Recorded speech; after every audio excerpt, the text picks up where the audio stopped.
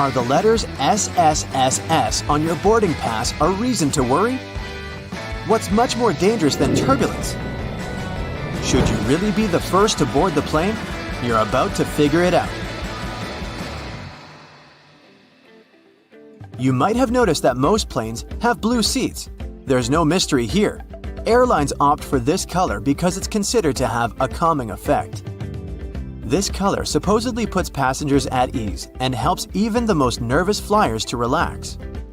But there's also another, more practical reason. Stains, dirt, and scrapes are less visible on dark blue fabric. Never throw your boarding pass away in a public place. It contains tons of your sensitive information, including your name and frequent flyer number. This, in turn, may allow someone else to check your future bookings, change your seat, or even cancel your flights. So the best way to deal with the boarding pass for a flight you've already boarded is to take it home and feed it through a paper shredder. By the way, if you ever see the letters SSSS or S on your boarding pass, get ready for additional security checks. Instead of these letters, there may be a checkerboard pattern. Anyway, if you have any of these marks, your carry-on luggage can also undergo a thorough inspection. Why might they choose you for secondary screening?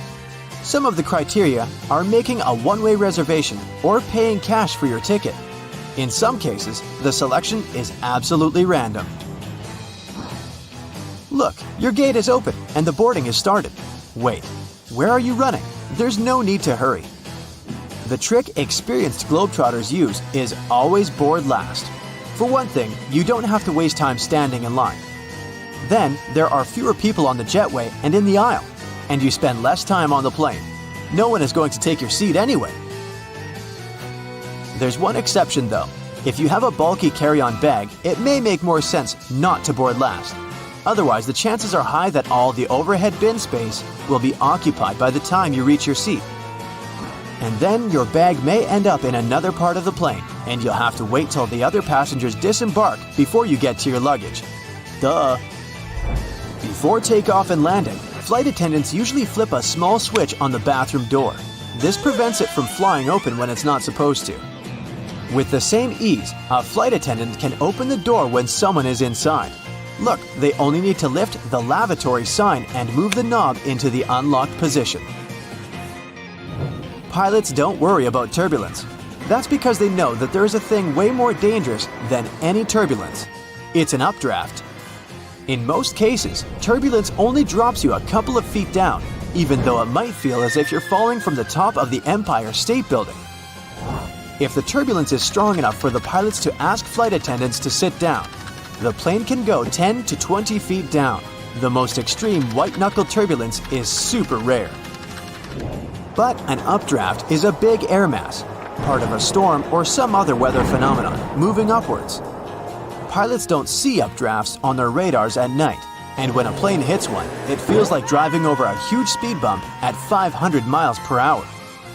An updraft is also extremely treacherous because it can push an aircraft upward to dangerous altitudes.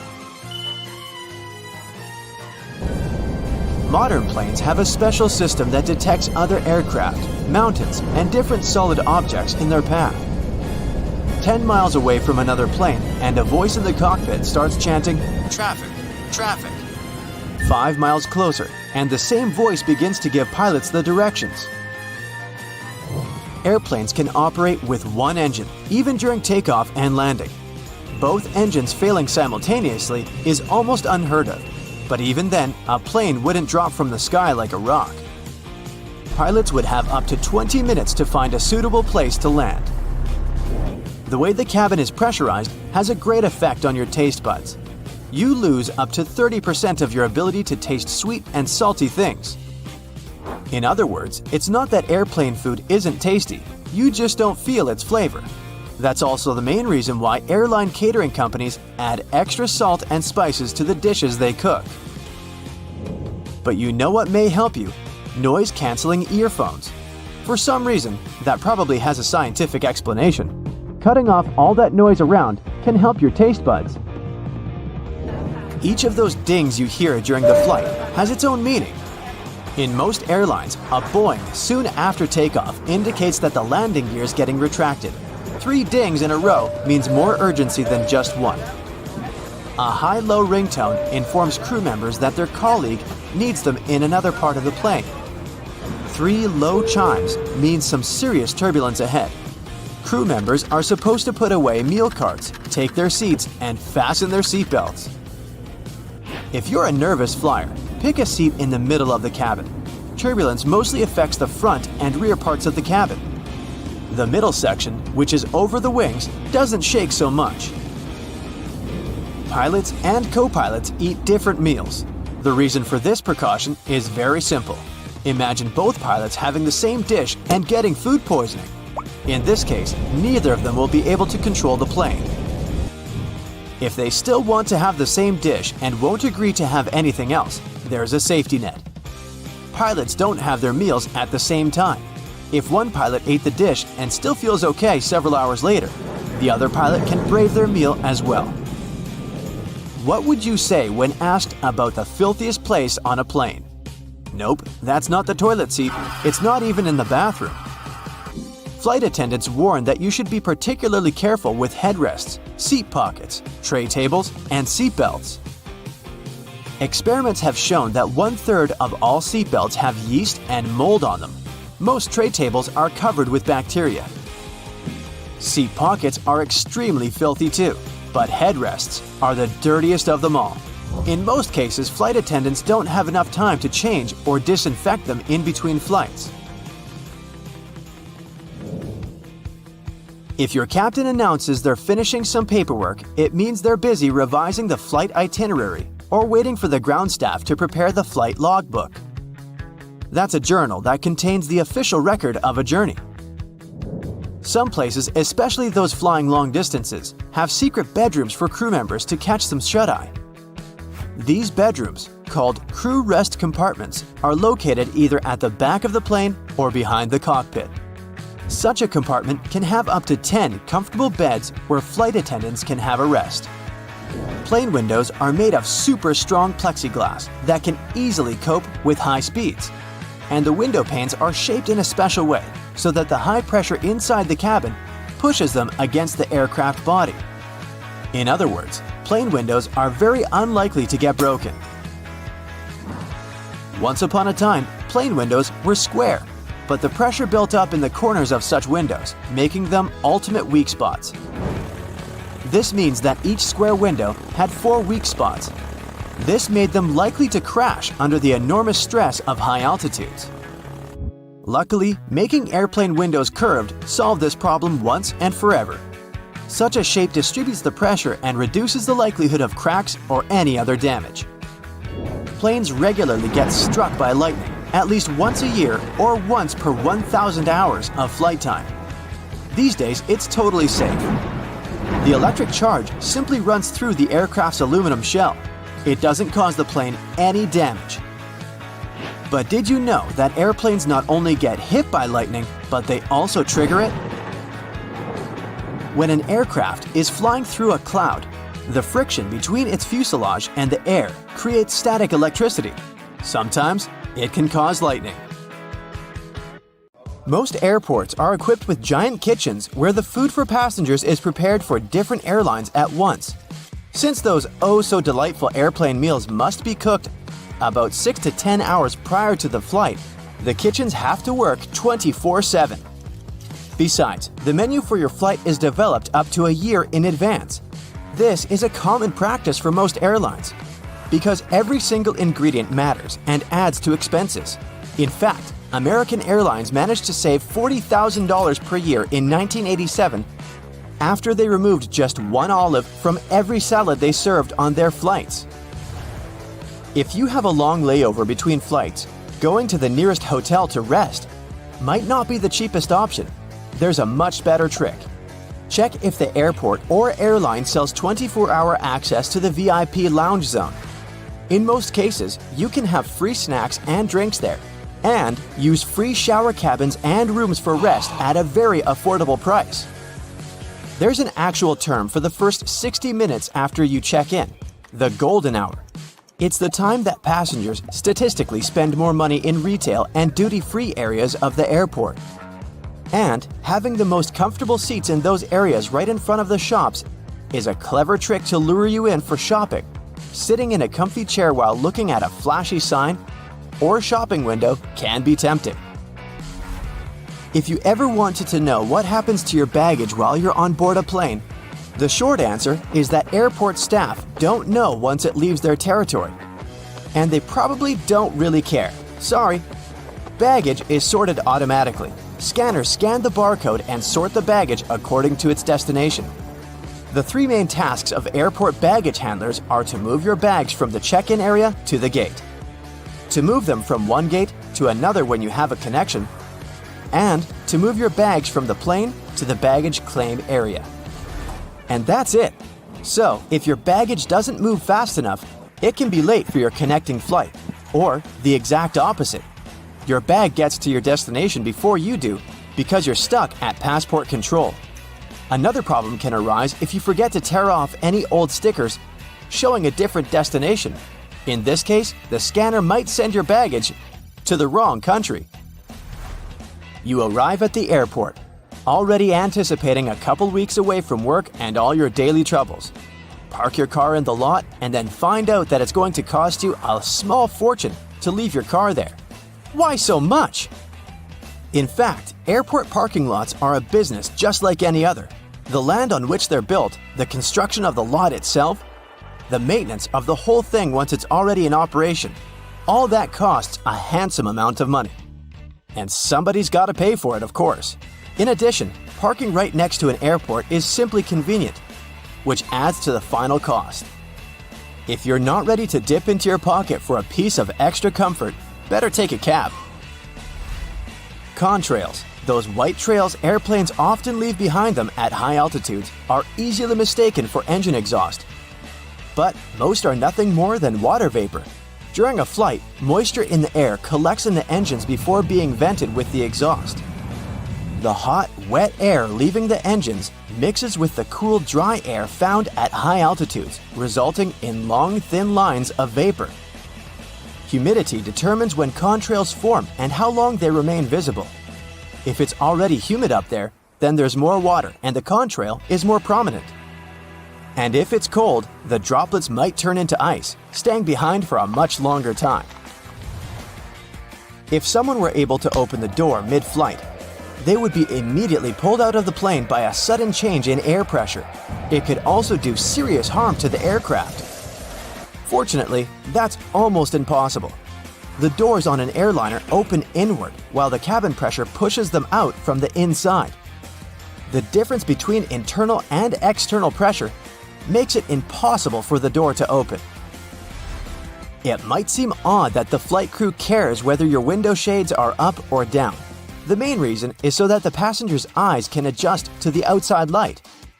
Mostly, it's just a matter of getting people on and off quickly. But in an emergency, the last thing they want is people stopping to blink before they evacuate the plane. Another reason for all the shades to stay up when the airplane is about to take off or land is for the ground crew to see if there's any trouble on board. For example, if there's a fire in the cabin, the ground crew will immediately notice it and act accordingly. If the shades are down, they might lose precious time they would need to rescue the passengers and the airplane crew.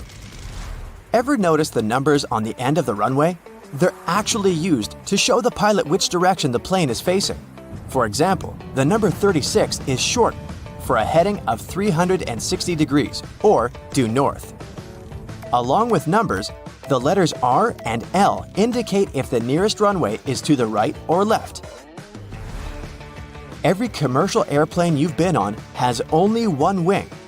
That's right, the left and right wings are actually two parts of a single wing. The first airplanes were called biplanes because they had two wings, one on the top and the other going through the bottom of the fuselage.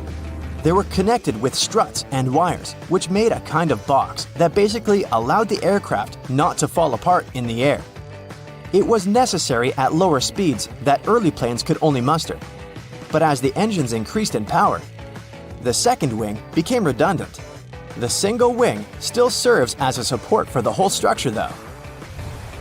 Looking out the window on the plane's wing, you can see a small yellow double hook on it. It seems strange since it might mess with aerodynamics, but it's there for your safety. In case of an emergency landing, these hooks are used to secure ropes that help passengers exit the plane via the wings. If they're slippery, the rope will help you keep your footing and not fall over while going down. There are several extremely fast streams of air high up in the atmosphere of our planet. Their paths are meandering, but they have a more or less constant flow, allowing passenger aircraft to use them. When an airplane comes close to a jet stream, it may adjust to the direction of its current and fly a lot faster, propelled by the flow. Many airlines use this to their advantage to cut the fuel costs and make air traveling even faster. Clouds, especially thunderheads, can indicate that an area of turbulence is ahead. But sometimes, clear air turbulence occurs when a plane can drop a few feet and start shaking without any warning. It happens when two bodies of air clash at very high speeds. And it's absolutely invisible, so the pilots can't tell when it would happen. The chances of getting into an area of clear air turbulence are higher at low altitudes, over mountain ranges, and near the jet streams. Normally, after it's hit by lightning, an airplane is sent for inspection right after landing, but it can still safely complete its current flight. The fuselage conducts electricity well enough, and like with a lightning rod, the zap will most probably strike one of the tips of the airplane, either one of the wings or the nose. Then it seeks the ground, but doesn't find it, exiting from the tail in the end. It's easier for electricity to roll through the surface of the plane than go inside, so people on board are safe from its effects. Still, lightning is powerful, and there can be some damage done to the airplane on the outside.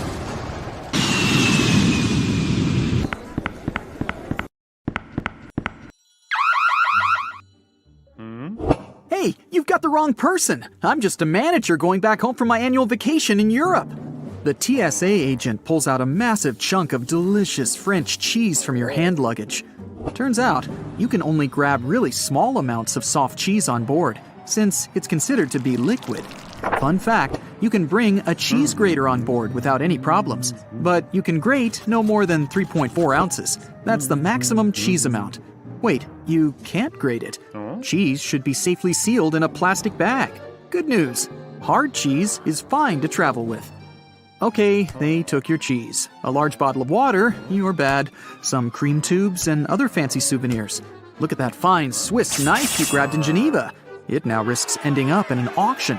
If you're lucky enough, the airport might provide a shipping service to get your precious souvenirs and even cheese, if it doesn't go bad, to your home for a fee. Still, not all the airports do this. So, some of the banned items will go to an auction to raise money. The confiscated items are usually sold in bulks, so it's going to be pretty hard to find the ones that you had to leave behind. Some other objects with more specific purposes are donated to different organizations.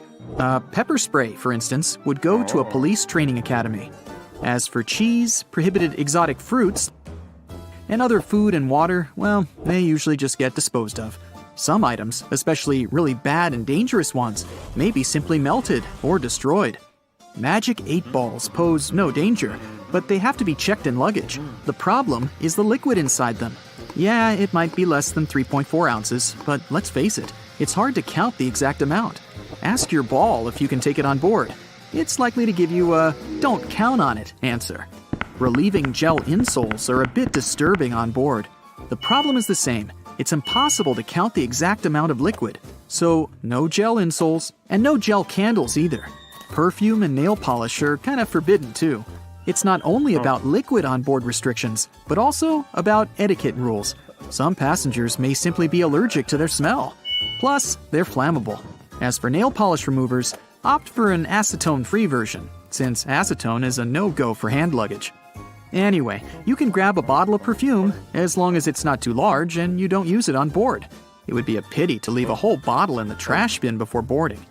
Still, you can sneak in the plane with more than 3.4 ounces of your favorite cream, claiming it's some medicine that you really need. But you do need to notify the airport beforehand. A bit weird, but it works. Sometimes. In case you need to check your body temperature on board, make sure your thermometer is electronic. Mercury ones are strictly forbidden.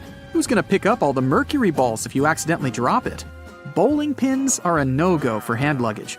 Seems like the aircrew doesn't want anyone to have fun and play bowling in the aisles during a long and boring flight. No, it's all about our safety. They just think bowling pins might hurt someone. No sports equipment is allowed, be it a fencing foil, a bat, or even darts. Darts are sharp, and no sharp objects are allowed on board. Such items should travel in check-in luggage, unless you want them to end up in an auction. If you're into handmade things, and a transatlantic flight gives you enough time to knit a scarf or a pair of socks, opt for plastic or wooden knitting needles and wrap them carefully so as not to cause any damage. Those made of metal will probably be disposed of by melting, and they don't deserve such a fate. Snow globes, as with any other object containing liquid inside, aren't allowed through security. If your snow globe is as small as a tennis ball, you may be lucky to have it allowed, but it's better to play it safe and check the snow globe in. Liquid bleach is definitely a weird object for hand luggage, even if you're traveling in a white shirt. First, it's not allowed on board because it's highly flammable. Second, a brand new white shirt doesn't seem to be the right choice for a flight. Coffee and turbulence just don't mix. Third, the bathroom on board is far too small for laundering. If you're a hairdresser on a business trip, you'll probably have to invest a bit more when booking your flight. No hair bleach is allowed on board. Scissors aren't welcome either, unless their blades are 4 inches or shorter. By the way, scissors that aren't allowed to fly are often donated to schools, which is a good alternative to disposing them. Bad news for hairdressers again. Due to a gas cartridge that's filled with butane, cordless curling irons aren't allowed on board. Good news, electric curling irons are completely fine and safe. If you're an artist, you must have already struggled with security rules. You don't want your paint to get frozen or ruined in the luggage section, so you'll surely want to bring it on board. Security may be okay with your oil paints as long as they're under 3.4 ounces, but there's no way you can grab your extremely flammable turpentine. Now, in case you don't enjoy food on a plane and failed to order a meal on board beforehand, you can take any pan or pot on board and cook it yourself. No, you can't cook, and you can't grab a cast iron pan either. They're quite heavy. That's why they're likely to be dangerous. If a TSA agent confiscates it, it won't end up being donated to a local kitchen. It'll probably be melted. If you want to have some fresh smoothies while flying with fresh fruit that are allowed on board, like an apple or a banana, bad news for you. Blenders are allowed only in case you remove the blades, so technically it's not a blender anymore. Hey, here's when you need that cheese grater. English Christmas crackers can make a wonderful atmosphere of joy and happiness during Christmas holidays, but it brings nothing but a mess on board. It makes a cracking sound when pulled, which can frighten other passengers. They are not allowed in checked bags, just like party poppers and sparklers. High heels and thick soles aren't prohibited, but they do cause some problems. If you're wearing one of these, you may be asked to take them off to have them scanned. Sure, there are some plastic shoe covers, but these airport floors are swarming with germs. Wedding dresses are a bit of a problem too. Some dresses just don't fit in the X-ray machine, so they might need to be double-checked. All the fans of camping, beware. You probably want to check in a lot of luggage required for your trip, so make sure you check in the tent pegs too. Though, if you travel light with a carry-on backpack only, you'll probably need to buy some when you reach your destination. Since they're sharp objects, tent pegs are not allowed on board. It's hard to imagine anyone having a drill inside their 5-pound carry-on luggage. But anyways, these are not allowed. So if you're a creative person who wants to bring a drill home as a vacation souvenir because magnets are lame, you'll have to check it in. If you want to sneak in a plane with a dry ice DIY fridge, you're almost sure to fail. It's flammable, so safety regulations definitely prohibit it on board. You can bring up to 5.5 pounds of dry ice, but airline permission is required. Anything with an uncovered blade is not allowed through security. Instead, a disposable razor or cartridge blades can be taken on board. Box cutters and knives, with a teeny tiny exception of a smooth butter knife, should be in checked luggage. Soap bars are allowed on board, but don't panic if a TSA agent wants to double-check your bag after scanning it. It just may look a bit odd on the screen and mislead them. Liquid soap, instead, follows the universal liquid rule. Rules for batteries may vary. Spillable batteries are allowed neither in carry-on nor in checked luggage. And lithium batteries also can't be carried on board, only because if damaged, they can cause a fire. Okay, you travel with your Mr. Scratchy, and yes, a laser pointer is your furry friend's favorite toy. But you gotta make do without it this time, buddy. Laser pointers are not allowed in carry-on nor in checked luggage. A walking stick can be used as a mobility device and then let on board. But surprisingly, TSA may prohibit this item sometimes. Play it safe and notify your airline in advance. Bon voyage! Have you ever noticed that one of the flight attendants hides their hands behind their back when you enter the plane? Are they crossing their fingers for a safe takeoff? Nah. At this moment, they're counting the passengers as they board. They have a special little counter for this. There are lots of stories about how bad airplane food is.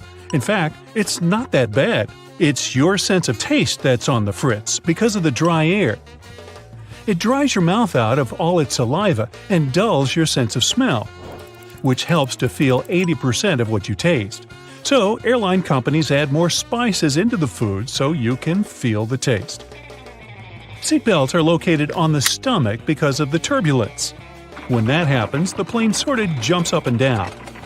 Your waist belt holds you so that you don't crash into the ceiling of the aircraft. The shoulder seat belts in the car protect against horizontal collisions.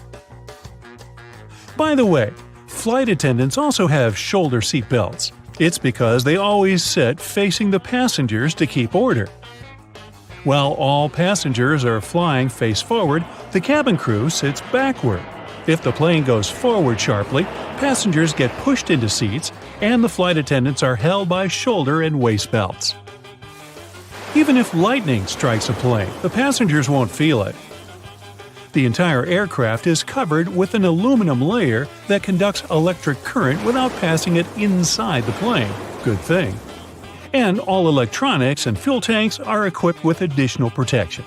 Before any plane is released from the factory, all this protection is tested by simulating lightning. Many passengers get a headache during the flight, especially right after takeoff. This happens because you're getting up to an altitude higher than Mount Everest in about 10 minutes. The air up there is thin. Your brain gets less oxygen. By the way, chewing gum or candies can help. Now, the main reason why the seats on the plane are so uncomfortable is profit. Airlines want to make more money, so they try to fit as many passengers on the plane as possible. Because of this, there's so little space between the seats. 2 additional rows in the cabin provide 12 new passengers. Also, companies make airplane seats lighter to spend less fuel. Seats become smaller and less comfortable. You can feel cold inside a plane, but when the plane is flying at high altitudes, the conditions resemble those in the Sahara Desert. It's all because of very low humidity. Every hour of flight, your body loses a lot of liquid. Stay hydrated, but only choose bottled water. Many companies don't show movies because they can make passengers too sad or emotional. Even if a movie doesn't have a dramatic story with incredible characters, it can still be heartbreaking for passengers.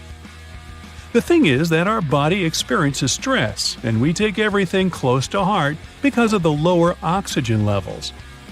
Also, we're sitting in seats at a high altitude and very far from home.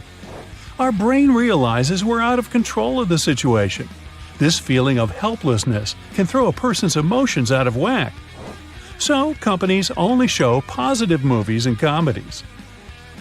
Some passengers say they feel like they can't think straight during the flight. This happens because of a lack of oxygen, so your mind isn't in top form. Well, better not do any important tasks or make any important decisions. Your corneas are the one part of your body that doesn't have a blood supply. The only way they get oxygen is from the air. So, worsened eyesight and dry eyes are common problems on airplanes. The best solution here is to take with you eye drops along with gum. That worsened vision is the first reason the crew dims the lights and asks you to open the windows during nighttime takeoffs and landings.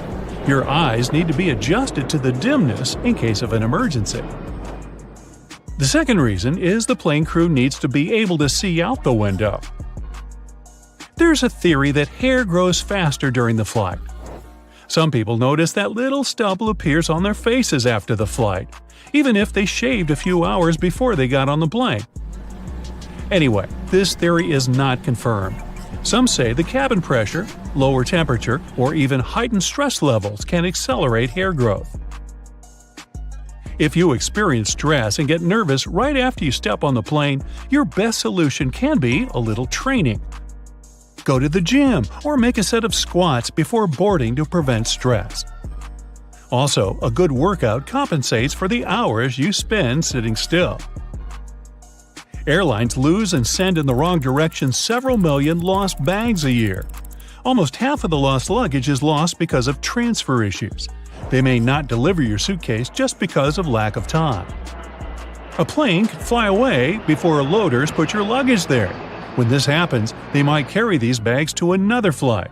And when your bag goes to the wrong place, it can be taken by other passengers accidentally. If you want to find your lost luggage quickly, take a photo of it in advance and then show it to the airport workers. You can also buy a special GPS tracker and put it in your suitcase. It works for 6 days, and you can use your phone to locate your luggage wherever it is. Airport staff take unclaimed luggage to a special center. If the owner doesn't show up within 3 months, the things inside the bags will be put up for sale in specialized stores. There, you can find clothes, jewelry, and electronic devices. And of course, it all comes with a big discount. The rumbling noise you hear after boarding is not my stomach. It is luggage being loaded on the plane. The compartment is right under the cabin of the aircraft, so it sounds quite loud. Aircraft tires can withstand pressure 4 to 5 times more than a plane actually gives them during landing. The metal wheel is more likely to break than the tire. Pilots also have different meals. This is necessary to reduce the risk of food poisoning. The flight can go well even if one of the pilot feels bad because of a stale burrito. If 2 pilots ate the same burritos, they could lead to problems. Oxygen masks drop down when the air pressure changes. At a certain height, there can be less air in the cabin. To prevent passengers from feeling this, they should put on oxygen masks. When pilots descend to a safe altitude, you can breathe without the mask again. By the way, masks only have oxygen for 15 minutes. This is enough for the pilots to descend to a safe altitude on which passengers can breathe. The wings of most passenger planes are located at the bottom of the plane. It's built this way because of the engine. It should be installed under low wings because it's closer to the ground and easier to repair. Another reason is that the wing should take a big part of the blow during a bad landing. And if the plane falls into the water, then the wings become a life-saving pillow. Fuel tanks installed in the wings are empty after the flight, and it helps to stay on the water too. The wings of cargo planes are located at the top to make it easy to load the cargo since the hull is located very close to the ground. Also, it helps to avoid getting debris into the engines in case when airfields aren't clean. Plus, this wing location has less aerodynamic resistance during the flight. Little triangles on the aircraft walls are special labels for flight attendants. The triangles mark special windows. You can see flashing indicators through these windows. It signals the landing gear is retracted and the flaps are closed. But for ordinary passengers, this is the place with the best view of the wings. Turbulence is a common thing during a flight, but usually it's so insignificant most passengers don't even feel it. Strong turbulence is rare. By the way, turbulence is just hot and cold air affecting a plane. For better understanding, imagine a big balloon people fly on. Remember the flamethrower installed under the ball? It heats up the air and the hot air raises the ball up. So turbulence is the hot air created by nature, and it makes the same thing with a plane that it makes with a balloon. Also, turbulence can occur if the plane gets under the hot air stream left by another plane.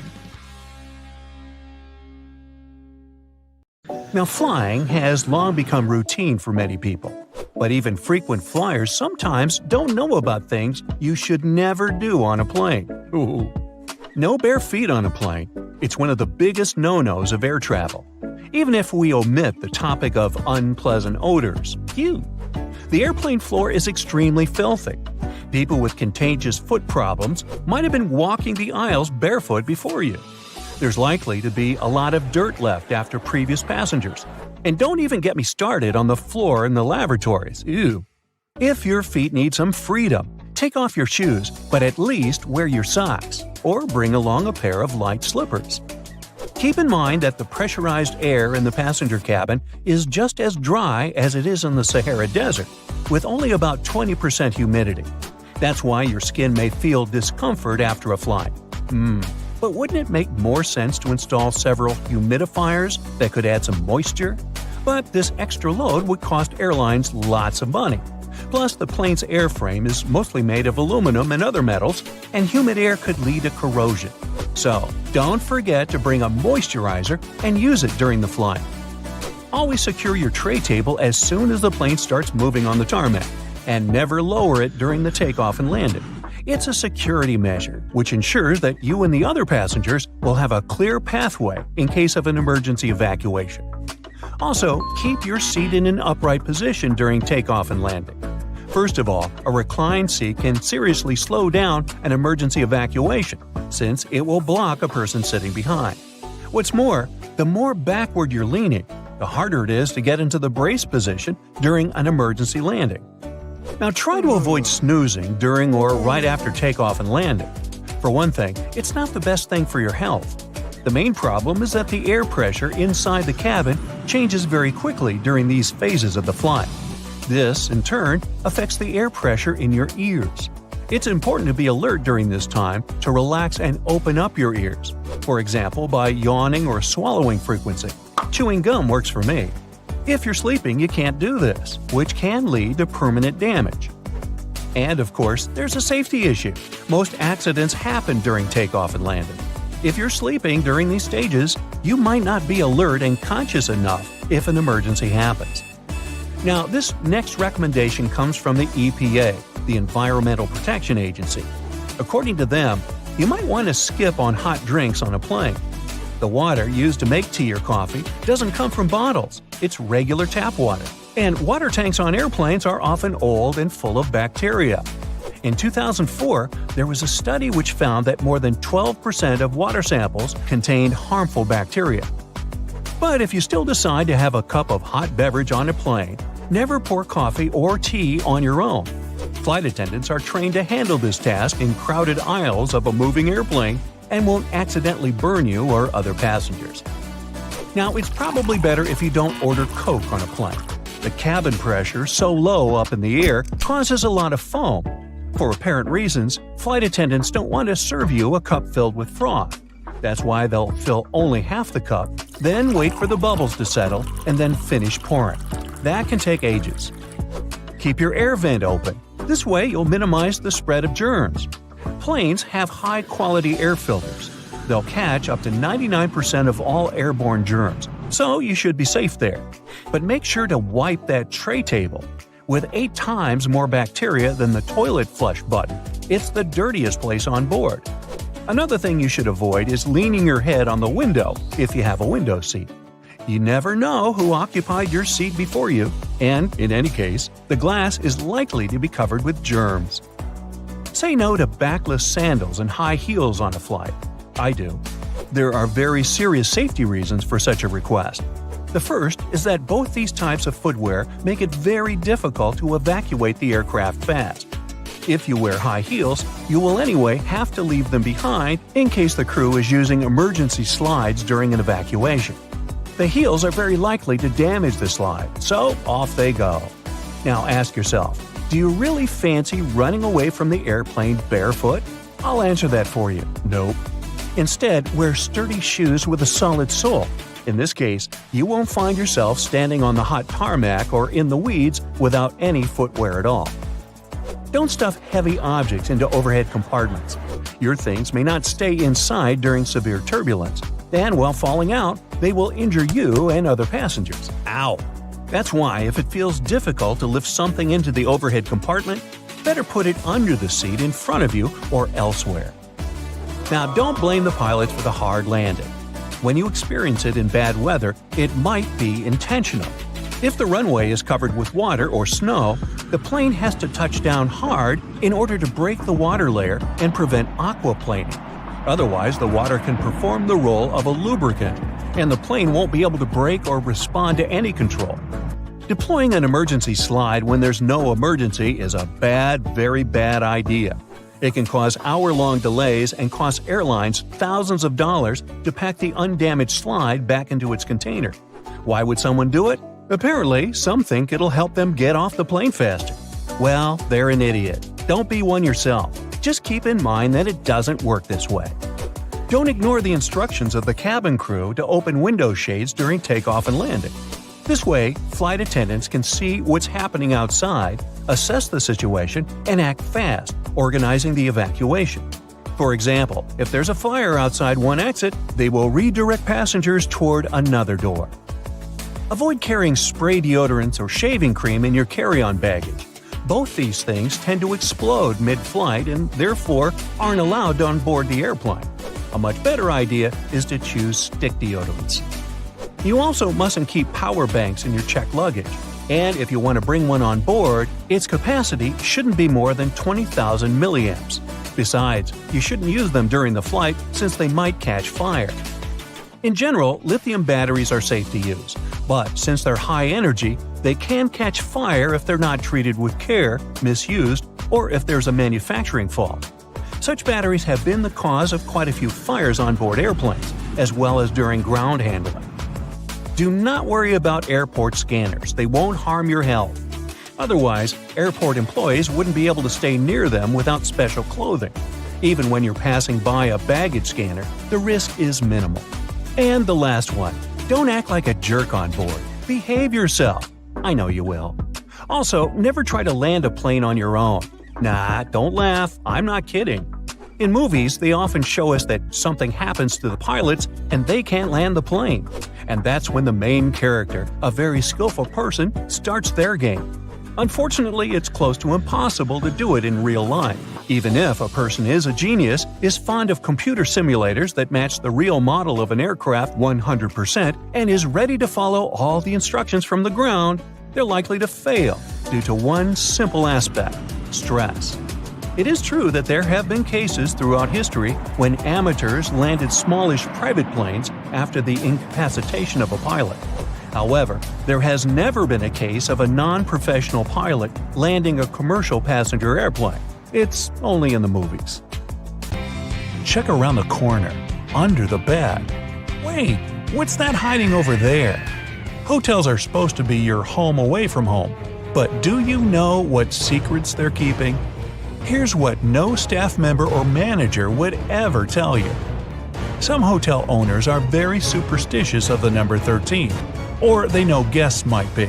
Whatever the case, you may find room 13 or the entire 13th floor completely missing.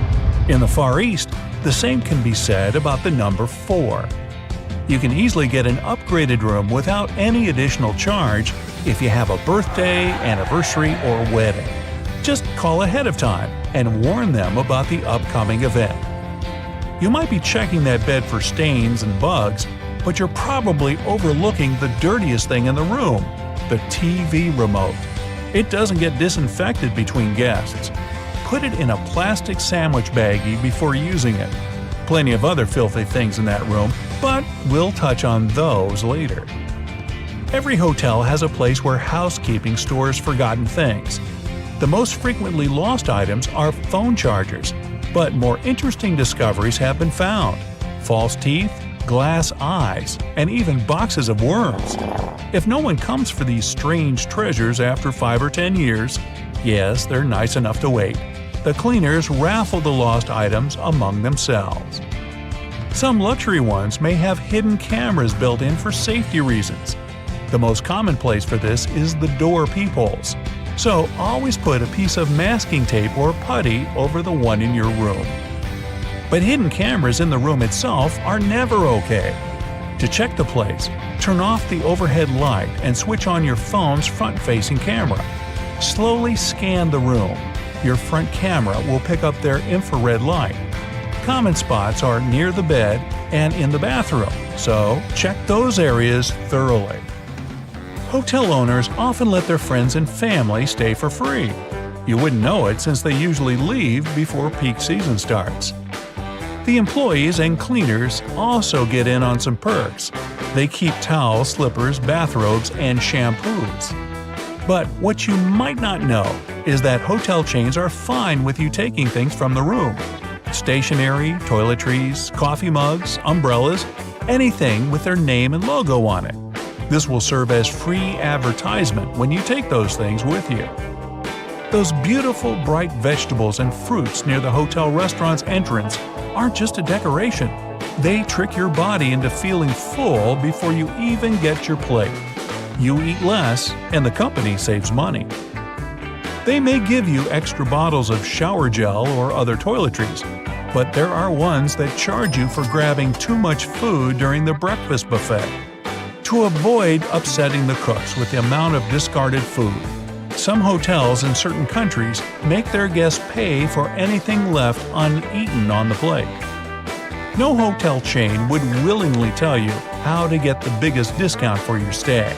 So if you have a limited budget, make a reservation after 6 p.m. This is when the sales department tries to sell all canceled reservations at the last minute. That often means cutting the price down, sometimes in half. The first Sunday of the month is the best time to check in. Vacationers are leaving, business travelers haven't arrived yet, so most of the best rooms will be available. To get the top pick, use a special service called rooming. You can view everything in the hotel and choose which room you like the most. Just ask the receptionist about it. They won't willingly speak up about other free services unless you ask. Free phone chargers, hair irons, bottled water, and board games are among them. They can also order a transfer for you, book concert or theater tickets, and wake you up at a specified time. Hotels can refuse you at check-in, even if you've paid for a booking in advance. They can cancel your reservation if you don't show up before 6 p.m. If something's holding you up on your way, call and let them know in advance. Even if you arrive on time, you can still be denied a room. It usually happens when the hotel is overbooked. In that case, they might redirect you to a different one. Even more surprising, the chances of this happening depend on who you are. Young single men, couples, and groups of friends will usually get the boot before a family or a single older woman. It's because the first group is usually more flexible about the unexpected move. Before you pounce on that minibar, better check to see if those drinks are sealed. Hotel workers say they've had cases where guests finished all the provided beverages and then filled the bottles up with tap water to avoid paying for them. Shh, you didn't hear it from me. Large chains often have their own special transport for meeting important guests or getting around town. Their own taxis are usually cheaper than city ones. So if you want to save some money, check the cost of their transport at the reception. But don't ask the receptionist to recommend where you should have a meal. The hotel clerk will point you to a local place that pays them for the recommendations, even if it's overpriced and tasteless there. Guests don't really pay for the room itself, but for the hotel's location. Proximity to the airport, the beach, downtown, and famous sites will cost you an additional amount. Yes, even if it doesn't have any stars at all, and the conditions inside aren't great. Think twice before handing over your keys for valet parking. There have been cases when hotel workers took an expensive car for a joyride and even filmed it. My car? No. A famous person could be staying in the room right next to you. Nobody would know it, since they get to use made-up names to conceal their identity. For the rest of us common folk, that's not allowed. You requested a single room with a big bed and a nice view of the beach. What you got? A room with 2 small beds and a lovely view of a brick wall. It happens all the time. But they're supposed to give you compensation or some free service to make up for the difference. Know your right to this if the manager doesn't offer. The safe in your room can be anything but safe. If you have some valuables, ask the receptionist to put them in the main hotel safe up front. This place is usually much more secure since all the staff doesn't have access to it. Although hotel chairs and sofas look clean, Wait till you see one under a microscope. Don't sit on them without first laying down a towel or blanket.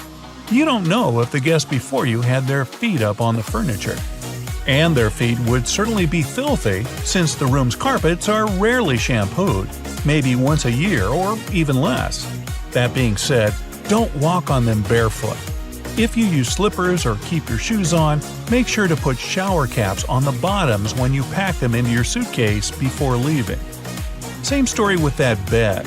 Before you lie down on it, know that the cleaning staff might launder the linens between guests, but not that big, beautiful, germy bedspread. Don't touch the drinking glasses either. Even if they get a wipe down, it was probably with the same cloth used to clean other surfaces. Why? Well, because staff have only 20 to 30 minutes to clean each room completely, so they need to do it quickly, not thoroughly. Things that often get overlooked: light switches, door and drawer handles, remotes. Ironically enough, it's the things that get touched most often. Experts have found that these items have as much germs on them as the toilet. Solution? Always bring plenty of antibacterial wipes. And if you ask about the hotel's cleaning practices, remember, cleaning doesn't mean disinfecting. Choose your words wisely, and don't give the manager a loophole. Turbulence is caused by sudden shifts in the airflow and is nothing to be afraid of. But if that simple knowledge doesn't help you, try this visualization from a pilot. Put a small piece of napkin inside a pot of jelly. The napkin is the plane, and it's surrounded by by air pressure.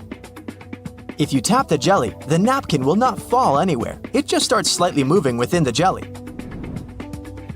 Once the plane gets to its cruising altitude, it seems like the engine noise disappears altogether. No worries there, the engine is still working fine. It becomes way quieter than on takeoff because there's less thrust generated at this point. The air gets thinner, and the plane needs less power to maintain its altitude. If the pilots leave the engines at their climb setting, you'd be traveling beyond the speed of sound, and that isn't a part of the plan. That small hole you see on the back of airplane tails is part of the auxiliary power unit. It's there to produce power for an airplane's electrical systems, including lights, navigation controls, heating, and AC. The power unit is activated when a plane is on the runway. It doesn't provide complete power to airplanes. Once the airplane engines are turned on, the unit is disabled. It's only reactivated when the airplane lands at its destination. The turbines are located under the wings, since this makes it cheaper, faster, and easier to service the engines.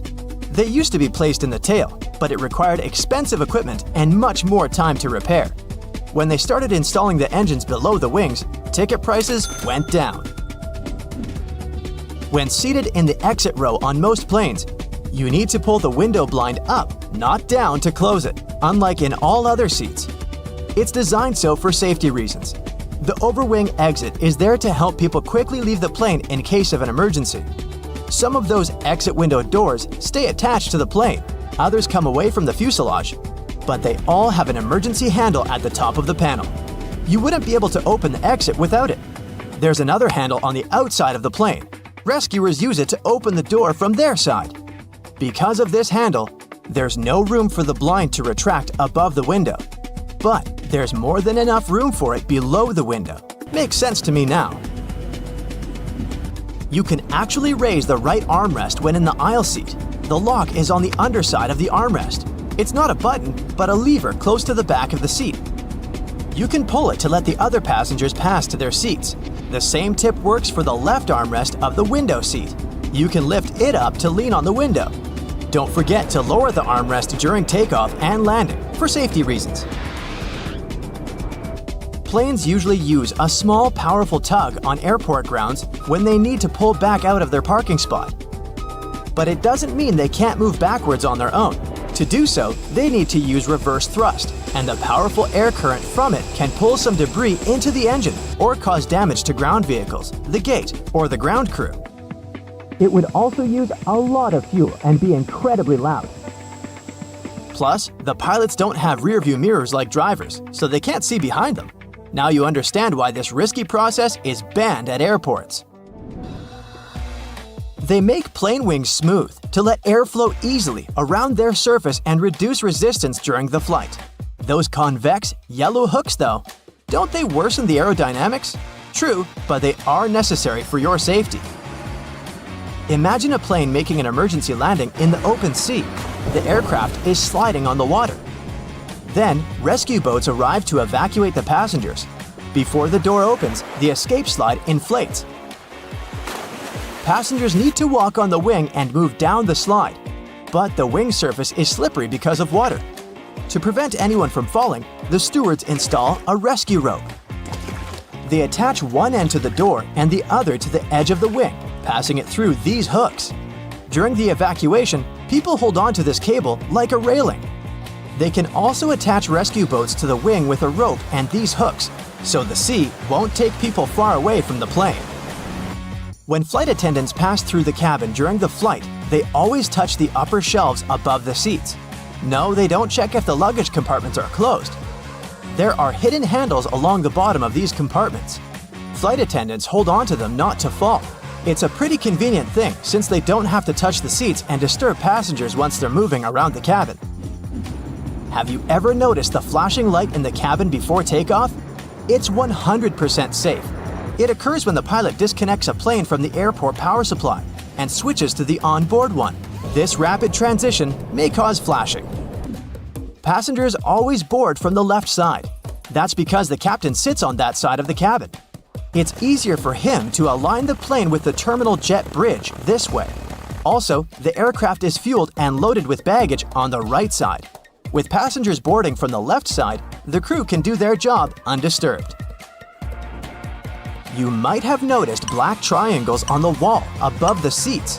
For you, as a passenger, they may indicate the seats that have the best view of the wings, where you can take the most beautiful flight photos. But the triangles aren't there for this reason, of course. The crew members monitor the condition of the aircraft through windows under these signs. In case the wings freeze, the engine catches fire, or the pilot receives a signal something's wrong, the crew will quickly move to the triangles and assess the situation. Those mysterious chimes you hear during the flight are a kind of secret language the crew uses to communicate with each other. The chime you hear shortly after takeoff informs the crew that the landing gear is getting retracted. A single chime during the flight is a sign that one of the passengers needs the assistance of the crew. When they're serving meals and run out of food or drinks, they can ask their colleagues to share using a high and low chime combo. 3 low tones mean serious turbulence is approaching, so the crew needs to buckle up. A seatbelt on an airplane has a slightly different purpose from that in your car. The one in the vehicle protects you from a horizontal hit. When a plane is going through turbulence, it's shaking up and down. Your waist belt keeps you from hitting the ceiling. The tray table, the seatbelt buckle, and the toilet door handle. Those are some major feeding grounds for bacteria. But the seat pockets aren't any cleaner. Passengers leave their used tissues or wipes in there after cleaning a runny nose or coughing. They also become a residence for other sorts of trash. Even once the trash is out, the bacteria remain in their cozy pocket home. The next passenger becomes their new prospective target. Blech. Extreme heat is one of the weather conditions that can stop a plane from flying. Airplanes fly by generating lift with their wings. The air below the wings takes the plane up. In extreme heat, the airplane can't produce that much lift. That's because hot air expands and becomes way less dense than cold air. With less lift, the plane may find it really hard to take off and fly. Electronics will unlikely respond well to extreme heat or humidity, and the AC system may fail. Smaller jets can't operate at a temperature of over 118 degrees Fahrenheit. Larger Airbus and Boeing planes perform the best below 126 degrees Fahrenheit. That little yellow hook you can see from the airplane's window if you're sitting next to the wing is there to help you in case of an emergency landing. Inflatable slides can only be deployed from the emergency exit doors in the front and the tail of the plane. In the middle, the passengers would have to walk right out on the wing and get to the ground from there. But jumping from the plane wing isn't safe because it's just too high. And here's where those little yellow hooks come in handy. The flight attendants tie ropes from the doors and through the loops for the passengers to hold onto. This way, everyone can safely get to the ground without injuries. Now, you want to try to avoid cozying up under airplane blankets. Some airlines only wash them about once a month. Better use your own travel blanket, a scarf, or a jacket, and always remember to wear your shoes while walking around the plane. That carpet on the floor can't and won't be cleaned to perfection between flights. It's just too much time and effort for the cabin crew. The dirtiest place on a plane isn't the bathroom, it's your tray table. It has 8 times more bacteria than an onboard toilet flush button. Now, in case of emergency, oxygen masks only have enough airflow to last for about 15 minutes. Luckily, it's just the amount of time a plane needs to find a suitable landing place or to at least descend to the altitude where people won't need oxygen masks anymore. You may wonder why you're asked to lift your seat back and close your tray table before takeoff and landing, but it's for your own safety. A reclined seat is comfy for you, but it makes it harder for the passenger behind you to get out of their seat, which is crucial in case of an emergency. The lower tray table is the same way, only this time it's you who won't be able to stand up fast enough if anything happens. Besides, the tray table prevents you from assuming the secure position in the event of an emergency landing. This position requires you to bend over in your seat, put your head between your knees, and cover the back of your head with your hands. Imagine doing that while your tray table is open. If you look around the cabin, you'll notice little black or red triangles around the midsection of the plane. These stickers let the flight attendants know where the airplane wings are located, so they can immediately look out the right window to see if something is amiss outside. You shouldn't lower the window shades while taking off, taxiing, or landing for 2 reasons. First, the flight attendants must always be able to monitor the situation outside, and open shades help them with that, obviously. Second, if something's gone wrong on board the plane while it's on the ground, for example, a fire, the ground crews won't be able to see it and evaluate the situation before going in unless the windows are open. That tiny hole you see at the bottom of any airplane window isn't there to scare you nuts. In fact, it helps keep the pressure from the inside and the outside of the window equalized. The hole itself is only made in the second layer of glass, and there are 3 of them overall, which also helps with security, by the way. Even if the outer glass breaks, there will still be 2 more to keep you safe. Now, you might see flight attendants touching the overhead compartments while they're walking along the aisle, but that's not exactly what they do. Right beneath the compartments, there's usually a handrail that goes all the way through the cabin, so you can also use this trick to stay firmer on your feet in the aisle. The pilots dim the lights in the cabin during nighttime, not for you to get cozy and sleepy. Our eyes have a hard time adjusting to darkness in the first few minutes of sudden lights out. And in the case of emergency, every second matters. So the lights get dimmed to let you get used to darkness in case something happens and you have to act fast. Pay attention to the aisle floor too. If there's an emergency landing at night, there will be 2 luminescent strips along the aisle showing you the way to the exit. Follow them to get safely out of the plane. Flight attendants also suggest counting the seats between you and the emergency exit once you're seated. This will help you navigate in case there's no other guidance available. If a lightning bolt hits the plane, the passengers won't feel it.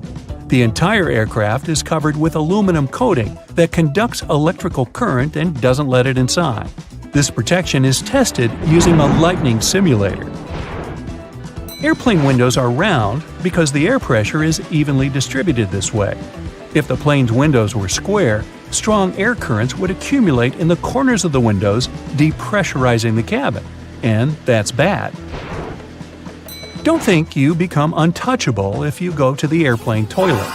The bathroom door can be opened from the outside. There's usually a small latch at the top of the door that allows cabin crew to get you out of there. It's useful for both getting to people doing something suspicious in the bathroom and helping those who don't feel well and, for example, collapsed while in the toilet. Yeah, let's avoid doing that. The plane's wings flash red and green lights at night to show the direction the plane is heading in.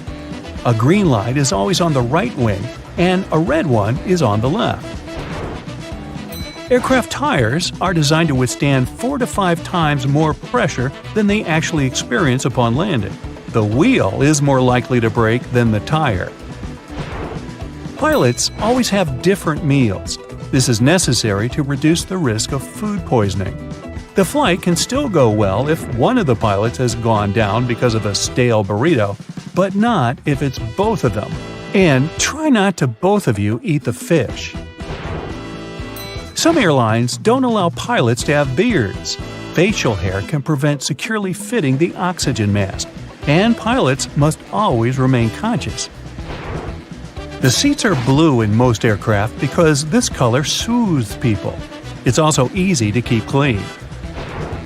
The rumbling noise you hear after boarding the plane is luggage being loaded on the plane. The compartment is right beneath the cabin, so it can sound quite loud sometimes. On most flights longer than 7 or 8 hours, pilots have access to a specially designed rest seat in or near the cockpit. Flight attendants typically have a section of the cabin reserved for them, and it's sometimes separated from the passenger areas. Some larger aircraft even feature private crew quarters above or below the main cabin. The wings of most passenger aircraft are located at the bottom of the plane. It's called a low wing. Firstly, if you install the engine under low wings, it'll be closer to the ground and easier to repair. Secondly, the wings will take on part of the shock in case of a hard landing. And if the plane falls into the water, then the wings become a life-saving pillow. By the way, a plane can stay afloat for 10 minutes to 60 hours. It all depends on the model of the plane, weather conditions, and pilot skills. Now, most airplanes are white because this color best reflects the sun rays, and the aircraft body doesn't heat up as much. Also, the damage is best seen on white, and white paint is simply cheaper. Shoulder straps seem more secure than just a waist belt, but not in the case of planes. When the plane gets into turbulence, it's tossed a bit in the air. The waist belt will simply hold you in place in case of a more severe shake. Shoulder straps would require more space between the seats, and this is not justified on a plane. In a car, the impact is usually much stronger, so you need that shoulder strap not to whoosh through the windshield. Flight attendant seats do have passenger straps, but that's because they are much less comfortable than passenger ones. They're narrower and positioned facing the passengers. Flight attendants need extra protection simply not to fall off their seats if the plane shakes hard enough. Also, they have to help and direct people during potential evacuation, and for that, they need to be in top shape. Now maybe you've noticed that you always enter the plane from its left side. Firstly, the captain usually sits on that side.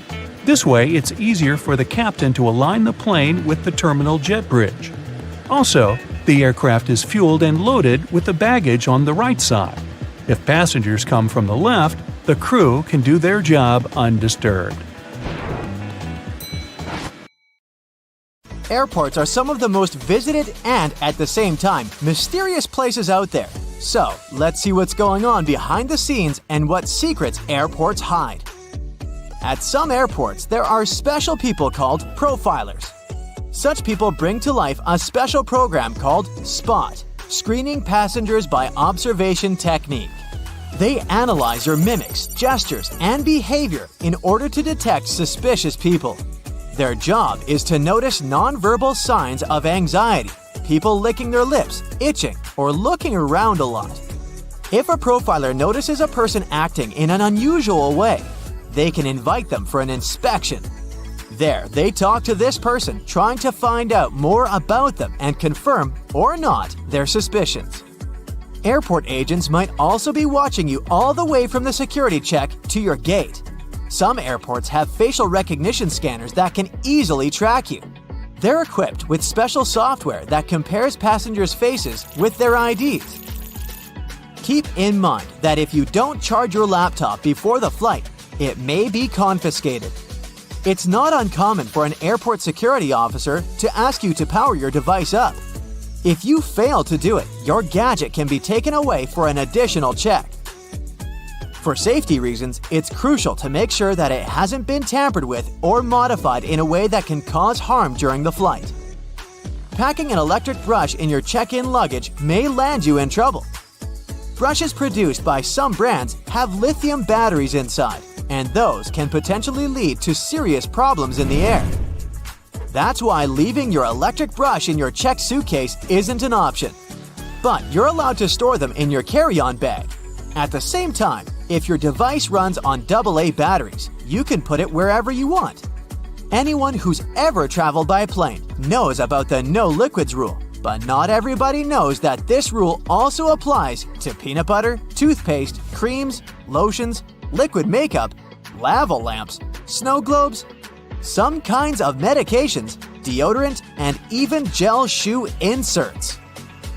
Now, let's go outside for a while and look at those landing spots. Airports charge airline companies huge fees for landing on their runways on certain days and at particular times. But the most interesting thing is that the landing spots can be bought and sold.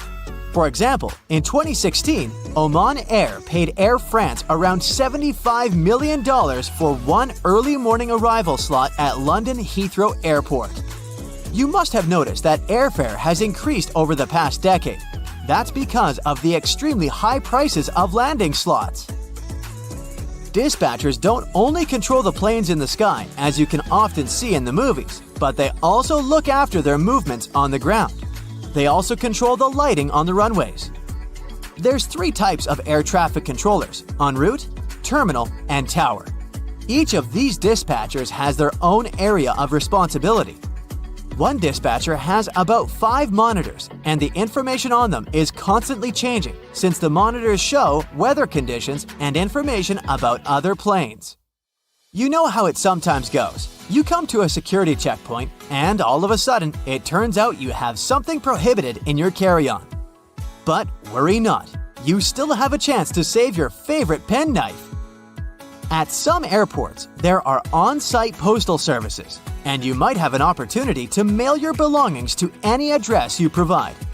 But the mailing fees are pretty high.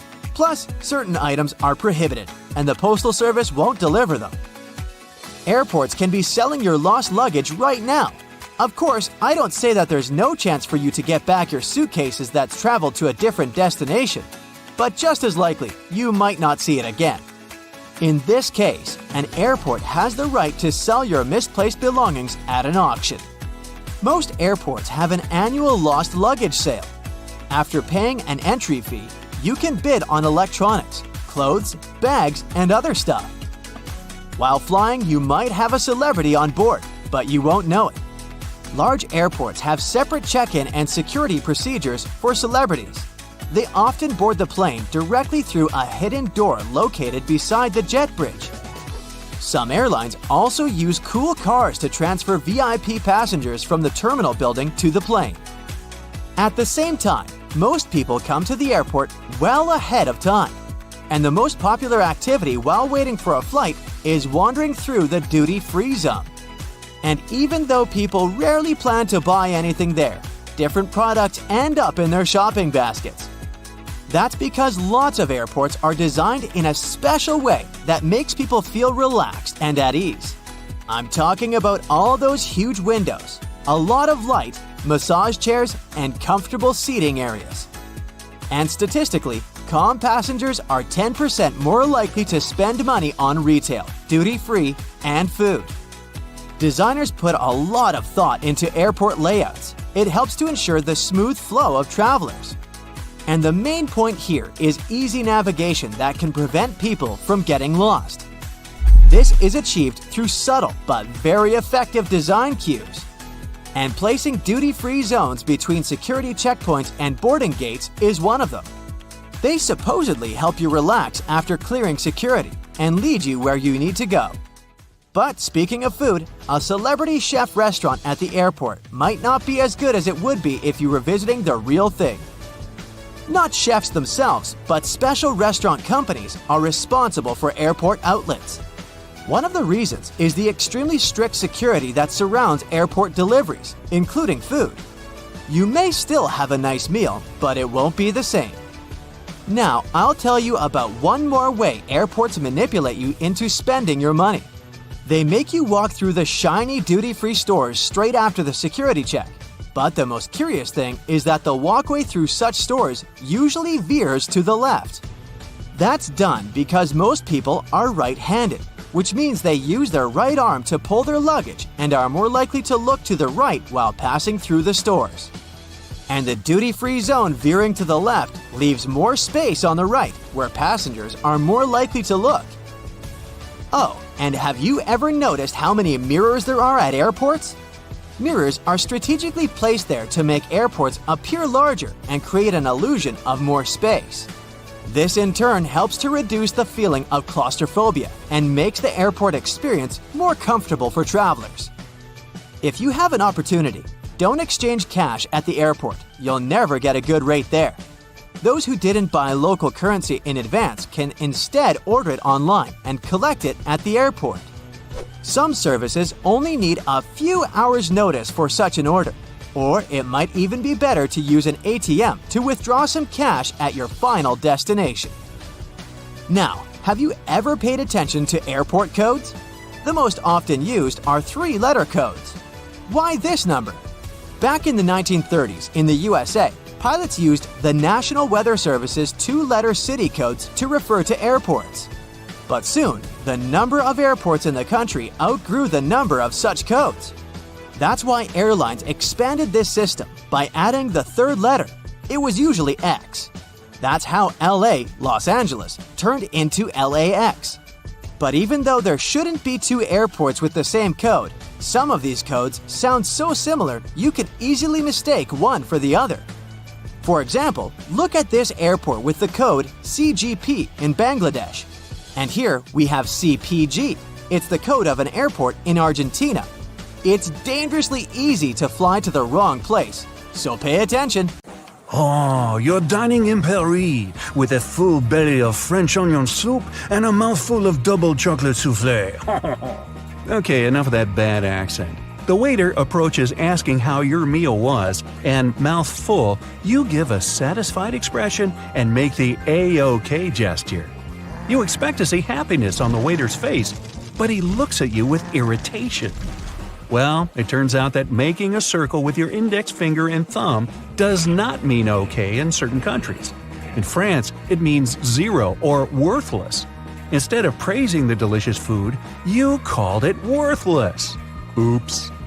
In Venezuela, Turkey, and Brazil, it's a hand gesture you shouldn't use either. In these countries, this is a sign that will offend pretty much anyone you flash it at. Enough said. Just give them your biggest smile and wait till you finish what's in your mouth to give your proper thanks. All over the world, giving a thumbs up is seen as a positive thing. It's an expression of your liking towards something that everything is good. In parts of Italy, West Africa, Iran, and Greece, though, it carries a stigma as an incredibly offensive gesture. When visiting Malaysia, you use this digit to point at things. So next time you're trying to hitchhike in these countries, you should reconsider sticking your thumb out for a ride. You might never get picked up. Trying to order 2 of anything, or showing someone the peace sign in the UK, Australia, or New Zealand is fine, as long as you don't have your hand the wrong way. Do this gesture wrong, and you're giving a very offensive hand signal, which isn't going to win you many friends. So make sure that when you have your index and middle fingers pointed up in the V shape, your palm is facing outwards, and you'll have a great time, mate. Bowing is used a lot in East Asian cultures to greet each other and guests. The deeper the bow is, the more respect you are being given. Fortunately, most Japanese don't expect foreigners to understand the bowing etiquette right away. They'll generally also accept a handshake or a nod, but being familiar and practicing your bowing etiquette before going to Japan will impress all the locals. How low can you go? Using your index fingers is considered impolite in several European, Latin American, and African nations. It's particularly rude in China, Japan, and Indonesia when pointing at a person. The gesture might be taken as you singling someone out to blame or insult them. If you ask for directions in the Philippines, you might be left scratching your head, wondering where they're pointing. Don't be alarmed. The locals use their lips instead of raising their hands. When in doubt, wherever you are in the world, just gesture toward a person or place using your entire hand. You might think that sticking your pinky finger out makes you look fancy, but in China, it's frowned upon. This gesture is the same as giving a thumbs down and meaning that something is making you unhappy. When taking photos with others, you want to be respectful and don't want to make any obscene hand gestures. 2 gestures to avoid, in particular, are sticking up only your pinky finger and pointing at something with a dirty object, like a used fork or a chopstick. Now, it's fun to eat with chopsticks, but you might accidentally cause offense if you put them down the wrong way. When you're in China, South Korea, or Japan, don't make the mistake of sticking your chopsticks upright in a bowl of rice. This is considered bad luck. If you have to put your chopsticks down, simply place them on the side or across the bowl instead. Likewise, when eating in South Korea or China, don't ask someone to pass you some food. In these countries, you have to join in the action and grab what food you desire. And you're not going to offend anyone if you take that last bite either. In some places, it's acceptable to blow your nose while at the dinner table. Not all of us are even prepared for the sudden trickle of the nose. But as long as you excuse yourself and turn away, everything is okay. Except if you're vacationing in Japan, China, or South Korea, where the chilies can make your nose runny very quickly. So never blow your nose in public. If you must clear your nostrils, consider leaving the table and blowing your nose in the restroom or hiding away from any other observers while being quiet. It's considered rude and unhygienic to the people around you. Always use a paper tissue, not a handkerchief, and throw it away after use. Fiji is one of the top destinations in the world. Beautiful beaches and friendly people. Spending your vacation on this island, you're bound to meet a few local Fijians that'll want to shake your hand for a very long time. It's customary to hold your hand for the entire time that you're exchanging greetings, no matter how long. You should also make sure not to pull away too quickly. It's considered very rude if you end the handshake abruptly. If you are in India, you put your hands together instead of shaking a person's hand. Holding your hands in a prayer formation, tilt your head down slightly and greet the person with Namaste, with your hands close to your chest. Crossing your arms means nothing in most countries.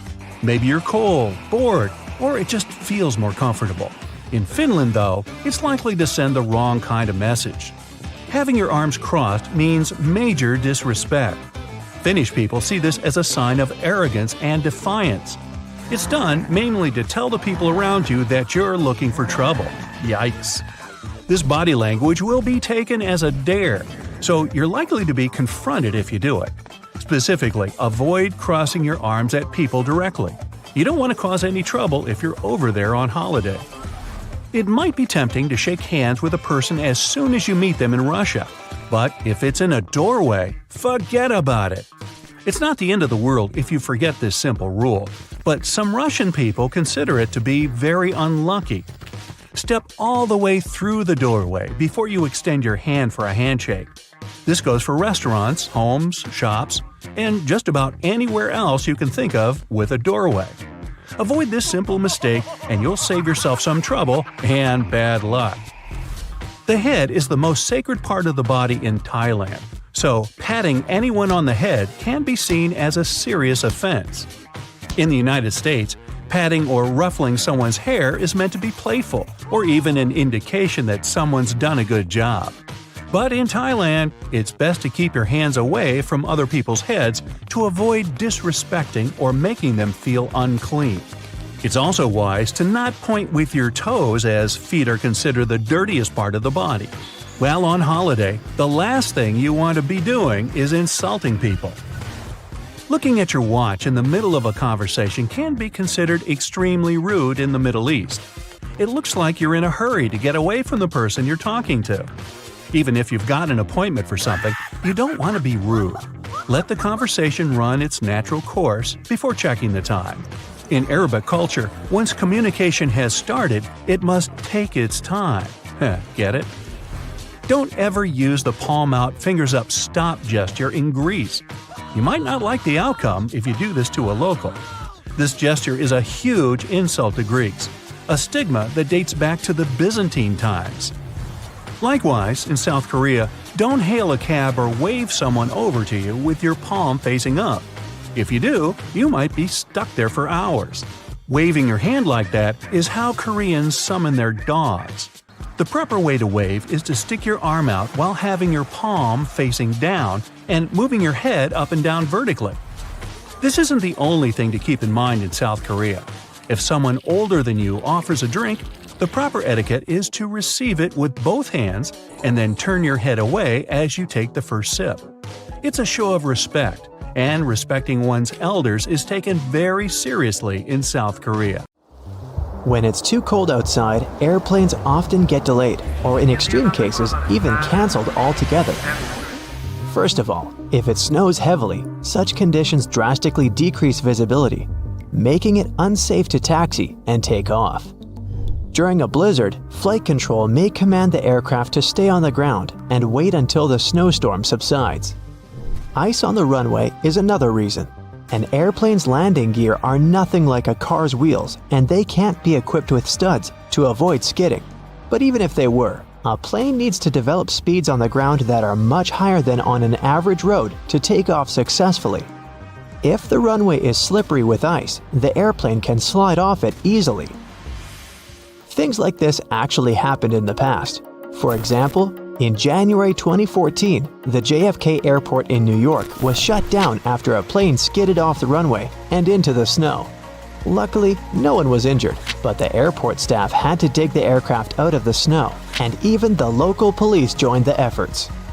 Same story with landing, which is even trickier in freezing conditions because a plane is in much less of a controlled environment and traveling at even greater speeds. What's more, while an airplane that's about to take off and skidding will probably get into an open area and stop there, one that's about to land could end up crashing into the airport's infrastructure. Needless to say, that's way more dangerous for everyone. Freezing weather conditions can also cause frost and ice sheets to build up on the plane itself. Airplanes are carefully engineered, and any tampering with their structure may cause huge trouble. As experienced pilots say, even a thin crust of ice over the wings of a plane can mess with their delicate design and destroy lift. Planes can be de-iced though. The airport staff usually spray them with a special solution that doesn't let the ice build up on the aircraft's skin. But back to the runway. If it's covered with ice, there's little you can do. Unless the sun is shining, the chances of safely removing the ice from the pavement are almost zero. There's also a chance of damaging the pavement, making potholes, which can result in safety concerns for both takeoff and landing. Imagine driving over a pothole in a car at full speed. Pretty unpleasant. And now multiply it by about 1,000, because a plane is much heavier than a car, and don't forget that the landing gear is not exactly there for driving. Jet fuel and the equipment that pumps it can freeze too if the temperature is too low. The fuel freezes at -40 degrees Fahrenheit, but that can only happen on the ground before takeoff. At a cruising altitude, temperatures may drop as low as -70 degrees Fahrenheit, but since the liquid is inside the plane and burning down steadily, it's much warmer there. On the ground though, nothing stops the fuel from turning into ice. If that happens, no flights are available, obviously. Same goes for the pumping equipment. Even if the fuel is still liquid, the pump may cover with ice and just stop delivering the fuel into the plane's tanks. In the worst case scenario, it might even break down, leading to expensive repairs and prolonged delays in flights. Finally, ground crews have to do a lot of work before takeoff or landing, and they're all human after all, so they can't bear the freezing cold for too long. This issue is often resolved by tag teaming. One group of workers goes out in the field to do the job, while the other is waiting for them in a shelter. After 20 minutes or so, the first group returns to warm up, and the second one takes up the job where the first one left it. Although it's efficient, it still slows down the operations a lot, so that might also cause delays.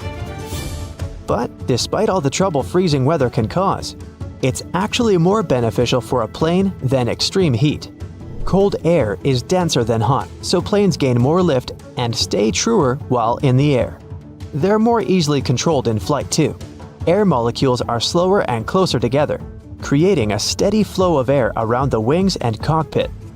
At high altitudes, the air naturally becomes thinner as the air molecules spread out and become more scarce. That's exactly why planes can't get to the upper layers of the atmosphere. There's just not enough air there to create sufficient lift. The same happens when it's too hot down on the ground though. Air molecules get faster and spread out, meaning the plane's wings don't have as much air to push off and get into the flight mode. To take off in extreme heat, a plane has to move much faster to generate enough air resistance and lift. But to move faster, the plane needs its engines to work better, and that's also impossible when it's too hot. As the air gets thinner, the amount of oxygen decreases too. And jet engines use oxygen in the atmosphere for combustion. When they lack this crucial element, they can't convert enough energy into thrust, meaning slower acceleration and worse energy output overall. So the problem is that the plane has to have a longer runway distance to build up enough speed and lift to take off.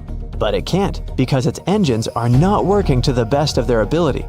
This usually doesn't cause trouble, but only up to a point.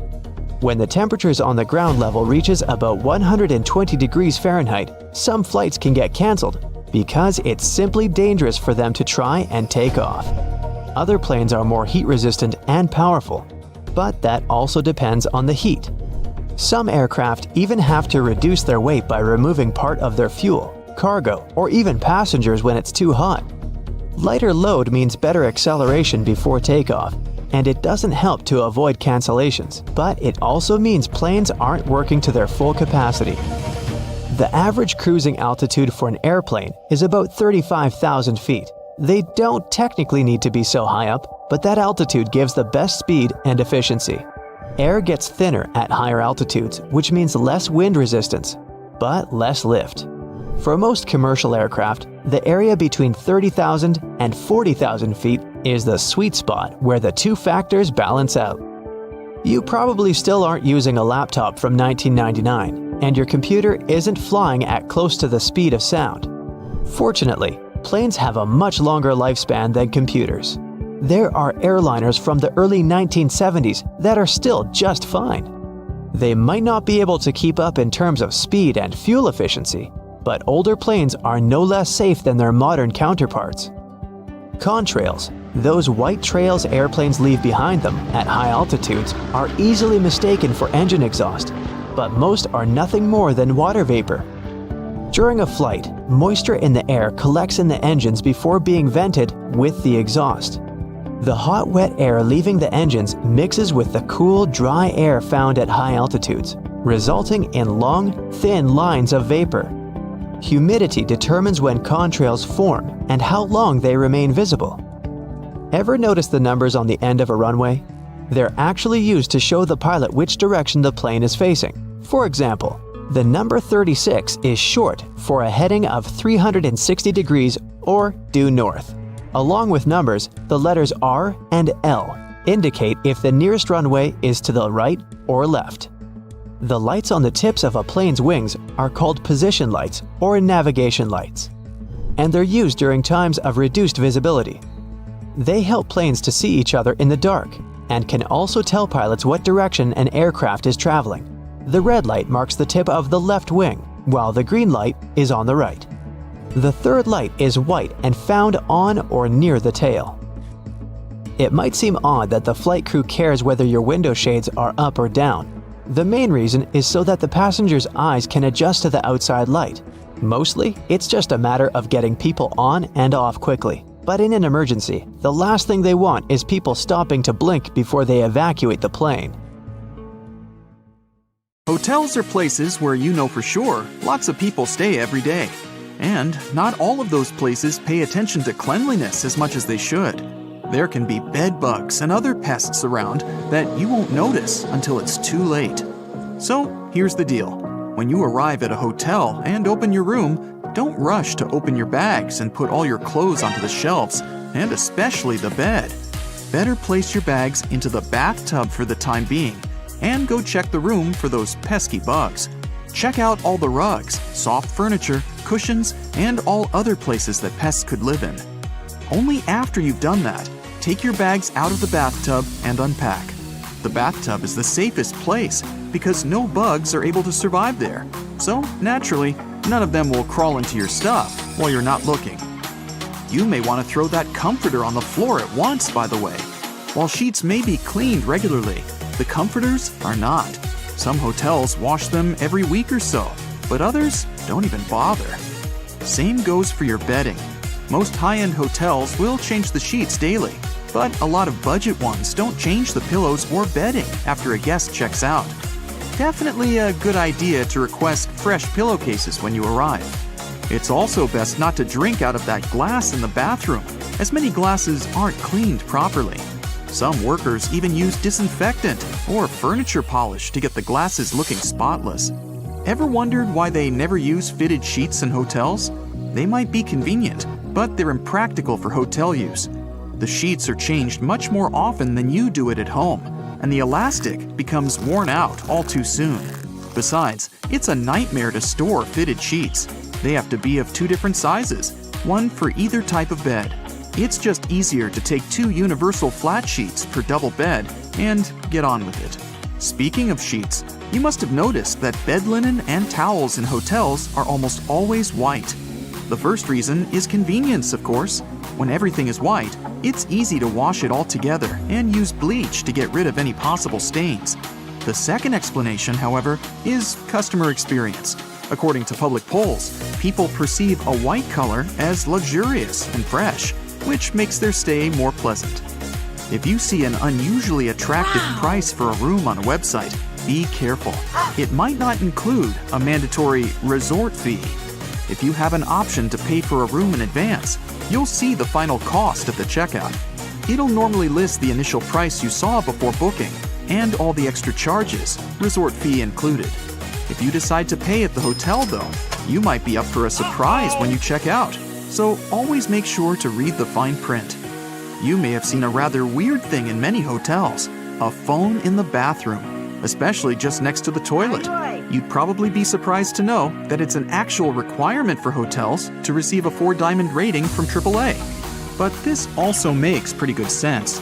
For example, if you slip and fall on the wet floor of the bathroom, a phone can be handy to call for help. Returning to bathrooms, hotels typically don't provide plungers in rooms. You see, hotels want you to have a feeling that you're the first person ever to enter the room you're staying in. It's a question of your comfort, which is the primary concern of any respectable hotel. And a plunger in the bathroom, according to anonymous polls, makes people think that the toilet may malfunction at some point, which doesn't help the image. If your hotel has card keys with magnetic strips, make sure you put your card key apart from your cell phone and wallet. The problem is that key cards are rewritten quite a lot, and they're designed for that process to be quick and easy. So, a fairly strong magnet, like the one in your cell phone, could erase your key card, and you wouldn't be able to get inside your room. The hotel will surely provide you with a new card, but that's still inconvenient. Many hotels only accept credit cards as a form of payment, and without one, you won't be able to book a room directly or use the paid services provided by the place. Booking a room is just the first step of your stay at a hotel. During your vacation or business trip, you might use the minibar or other paid services that you'll only have to pay for at the checkout. If your debit card doesn't have enough funds on it to cover all your expenses, the hotel has no means to get their money apart from suing you. If you pay with a credit card, however, all the additional costs go to the bank, and everyone's happy. The time of check-in and check-out is fixed not to annoy you. It's done so you don't barge in onto guests who stayed in the room you've booked, and the hotel staff can clean the room and prepare it for the next guest's arrival. By the way, the checkout time is normally about 11 a.m. to 12 p.m. because hotels actually care about your well-being. They not only let you have your breakfast, but also give you some time to prepare for departure without hurry. Isn't it kinda annoying that many hotels don't have a socket near the bed? In fact, time is to blame in this case. Lots of hotels around the world were built before mobile phones and other portable devices became so popular and widespread. Back then, of course, they didn't need bedside sockets, and many of them haven't yet caught up with the times. You can avoid this issue if you stay at a hotel that's been built relatively recently. Once you're at the check-in desk, it's likely that the hotel staff already recognize you. Many hotels, especially higher-end ones, will do a little research of their guests' social media. While this seems a bit creepy, it's only so they can see who you are to make your stay more comfortable. At check-in, you'll also be given an initial key which will reset the door lock and cancel any existing keys. But make sure to be respectful to your receptionists. Sometimes, they may play practical jokes on rude customers by key bombing. This is where they give you 2 of the initial keys. Either key resets the door, so once you use the second one, the first will no longer work. Toothpaste is one item you probably won't find in the hotel room's bathroom. For budget hotels, it's often too expensive to order, as it's classified as a medical supply. For luxury hotels, it's the opposite. They often can't find a toothpaste manufacturer that's fancy enough to be present in their rooms. While the staff clean hotel rooms frequently, disinfecting smaller items is not on the top of their priority list. Remote controls and phones are some of the dirtiest things in a hotel room. So do yourself a favor and bring some disinfectant wipes to clean them before use. If you're thinking about putting your valuables in the safe for security, you may also want to think twice. Hotel locks use passcodes instead of locks, so there's a high chance someone in the hotel will know the master code. And who knows who else could get their hands on this information. Hotels usually overbook themselves, as the average daily no-show rate is around 10%. This means there's a chance that you won't actually get your reserved room. If you show up and there are no available rooms, chances are you'll get walked. This basically means the hotel will pay for a room at another similar hotel in the area. There's a surprising amount of items left in rooms that hotels don't want you to know about. In one hotel in Portugal, a worker even found a shark that was left behind. With no idea how it ended up there, the shark was eventually returned to its natural habitat, safe and sound. Most, if not all, hotels have fully carpeted floors, and there's a couple of very good reasons for that. First of all, it's your safety.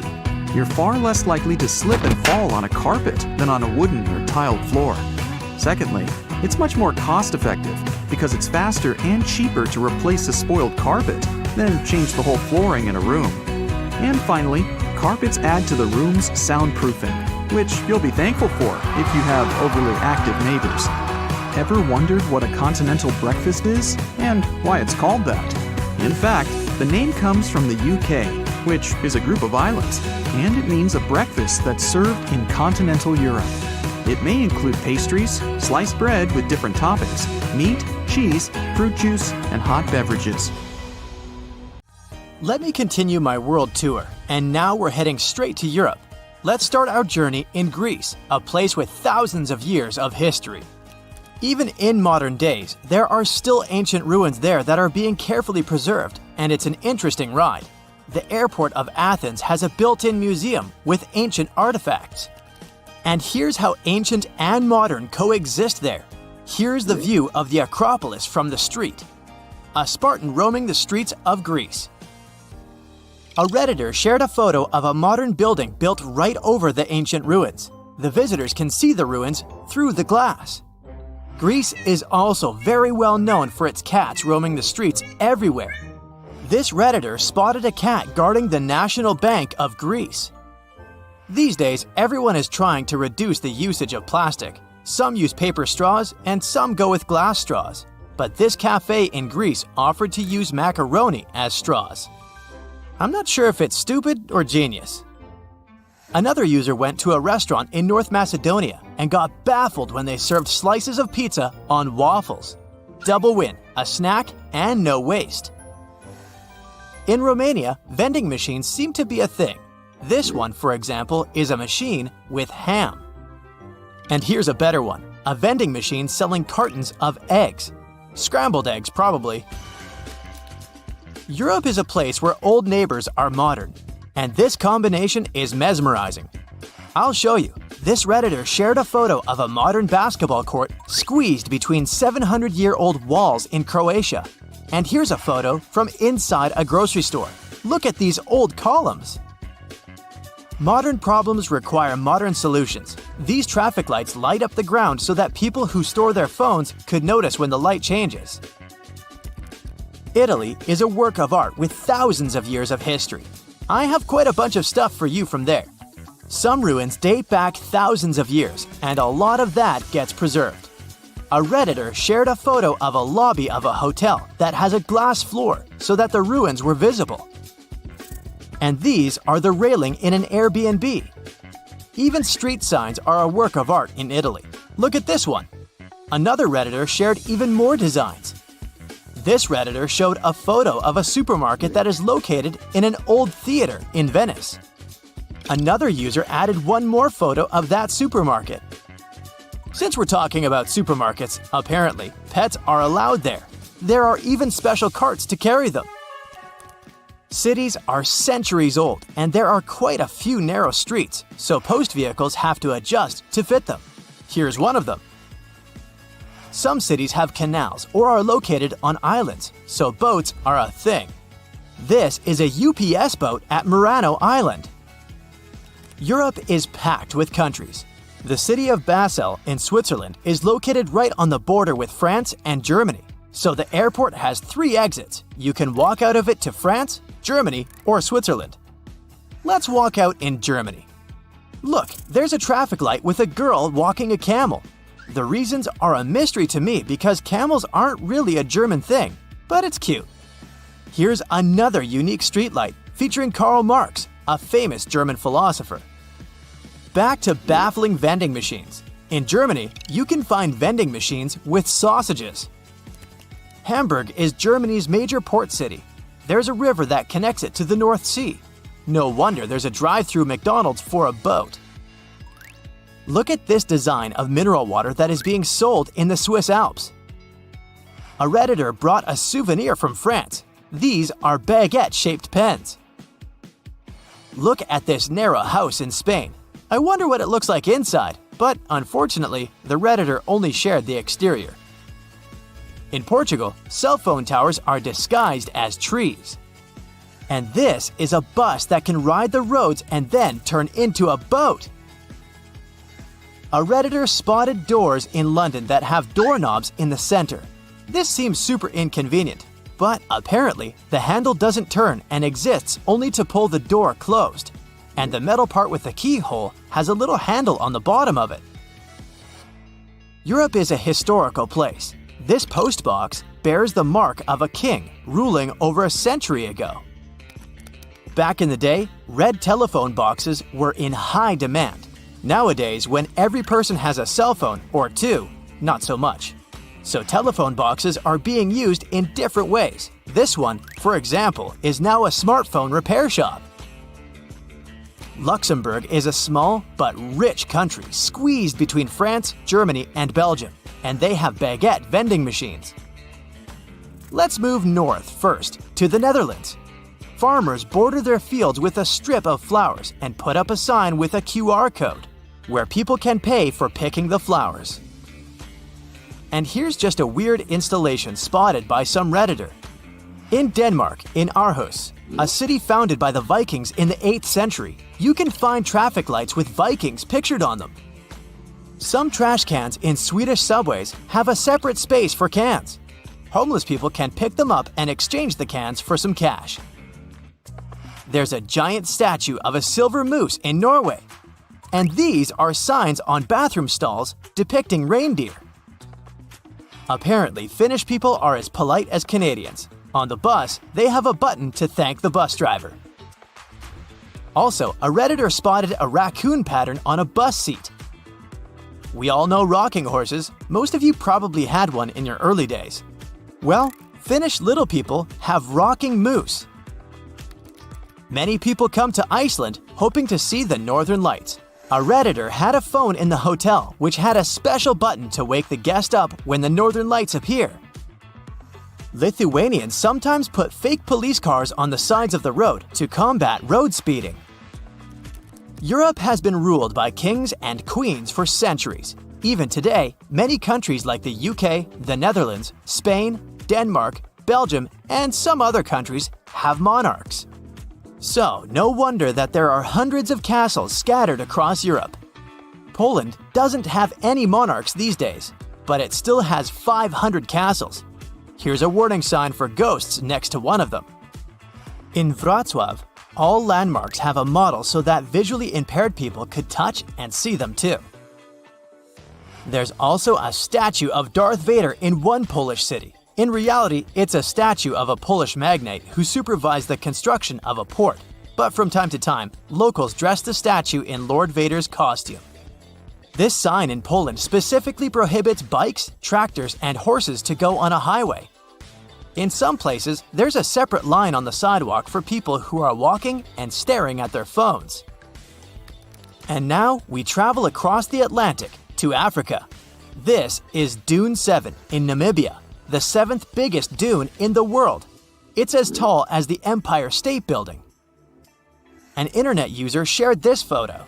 Someone in Tanzania put a literal penthouse on top of the building. I did some research and found out that it's a hotel. Still doesn't explain the roof, but I'm totally buying it. Maybe it's marketing. It's your first trip to Egypt, and your new friends there invited you for lunch. The food seems a bit dull, so you decide to spice it up with salt and pepper. You don't see it on the table, so you ask the host for it, and you notice everyone's shocked. It turns out, it's a huge insult to the cook when someone wants to change the original taste of the food on their plate. The cook made it that way for a reason, and wanting to spice it up means showing that the dish wasn't good enough. You're used to doing it as a kind gesture around the world, but don't tip waiters, taxi drivers, or hotel workers in Japan.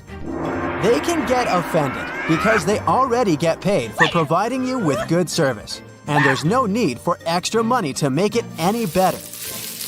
If you really want to show appreciation, just say thank you.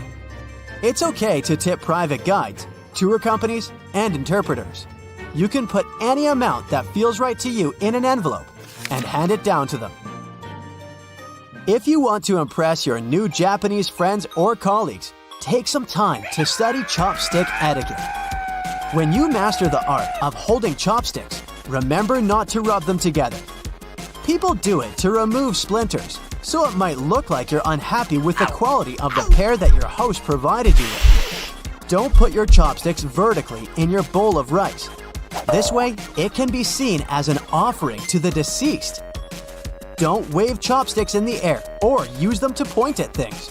Both are considered really rude. The same is with moving things with your chopsticks or the hand holding them. It looks disrespectful, plus you're likely to spill things. When in Italy, don't order a cappuccino after noon. The locals don't do it because they believe the milk and foam turn this drink into a meal, and it's not good for digestion. Also, be prepared to enjoy your coffee standing at the bar and pay for it before you even order it. First, you pay the cash register, then show the receipt to the server to get your drink. Are you a big fan of chewing gum? Well, you'll have an uneasy time in Singapore. Using, selling, and importing chewing gum is banned there, and you'd have to pay up to several thousands of dollars for doing it. This law was introduced in the 1990s to make the city cleaner and keep the local fast trains up to schedule. When they launched a new transit system, passengers stuck gum onto train door sensors, causing some serious delays. With the new rules, this problem was solved. The no gum policy, along with many other strict rules, did help to make Singapore a really clean and fine city. Pun intended. If you absolutely can't imagine your life without chewing, the local authorities recommend replacing the gum with bananas. When someone asks you to pass them something, like salt at the table in Bolivia, don't give it directly to them. Hand it to the person sitting next to them, and they'll pass it for you. If the person next to you is asking for that little favor, you still can't hand it straight to them. The person next to you will have to help. This table etiquette comes from a superstition that handing something to someone directly into their hands brings bad luck. For the same reasons, you can't reach across the table or stand up to pass something or toss it to someone. And don't forget to keep both hands on the table when you aren't eating. It might look like you're trying to hide something if your hands aren't visible at all times. When you arrive for a meal in Jordan, the hosts may give you some bitter Arabic coffee as a warm welcome. Don't try to stretch it for the rest of the evening. The polite thing to do is empty it fast. Only when everyone's done with the drink do people go back to socializing. As you pass the empty cup to the hosts, make sure to jiggle your wrists. If you just pass it without jiggling, it will mean you're asking for a refill. Don't rush to arrive at an event on time in Venezuela. People might think that you're rude or greedy. The polite thing to do is to be 10 to 15 minutes late. Events scheduled for 7 o'clock will often begin at 8 o'clock or later. A popular story goes that in the 1980s, a foreign reporter arrived at a press event more than an hour late. When he saw the room was mostly empty, he went to apologize to the host for missing the event. The host then told him he was the first reporter to arrive. It's quite interesting because the clocks in this country have officially been 0.9 seconds ahead of the rest of the world for years. Are you planning to travel by bus in Ireland anytime soon? Don't forget to thank the driver for the ride on your way out of the bus. You'll hear an overwhelming majority of locals do it loudly, as it's basically not optional. Choose the gift wisely if you've been invited to a home in Vietnam. It's okay to bring fruit, sweets, or incense. Handkerchiefs are believed to be a symbol of a sad farewell, and cutting tools are a sign of cutting relationships. So don't bring those. Wrap your gift in colorful paper and don't opt for black. The locals believe this color to be a bad omen. When you present the gift, hold it with both hands. And don't be surprised if the hosts don't open it right away. It's done after the giver has left. Don't leave anything on your plate in India. It's a sign of disrespect for the food you were served. Food is considered sacred in the country, so it would upset your hosts a lot. So, wash and dry your hands before starting the meal.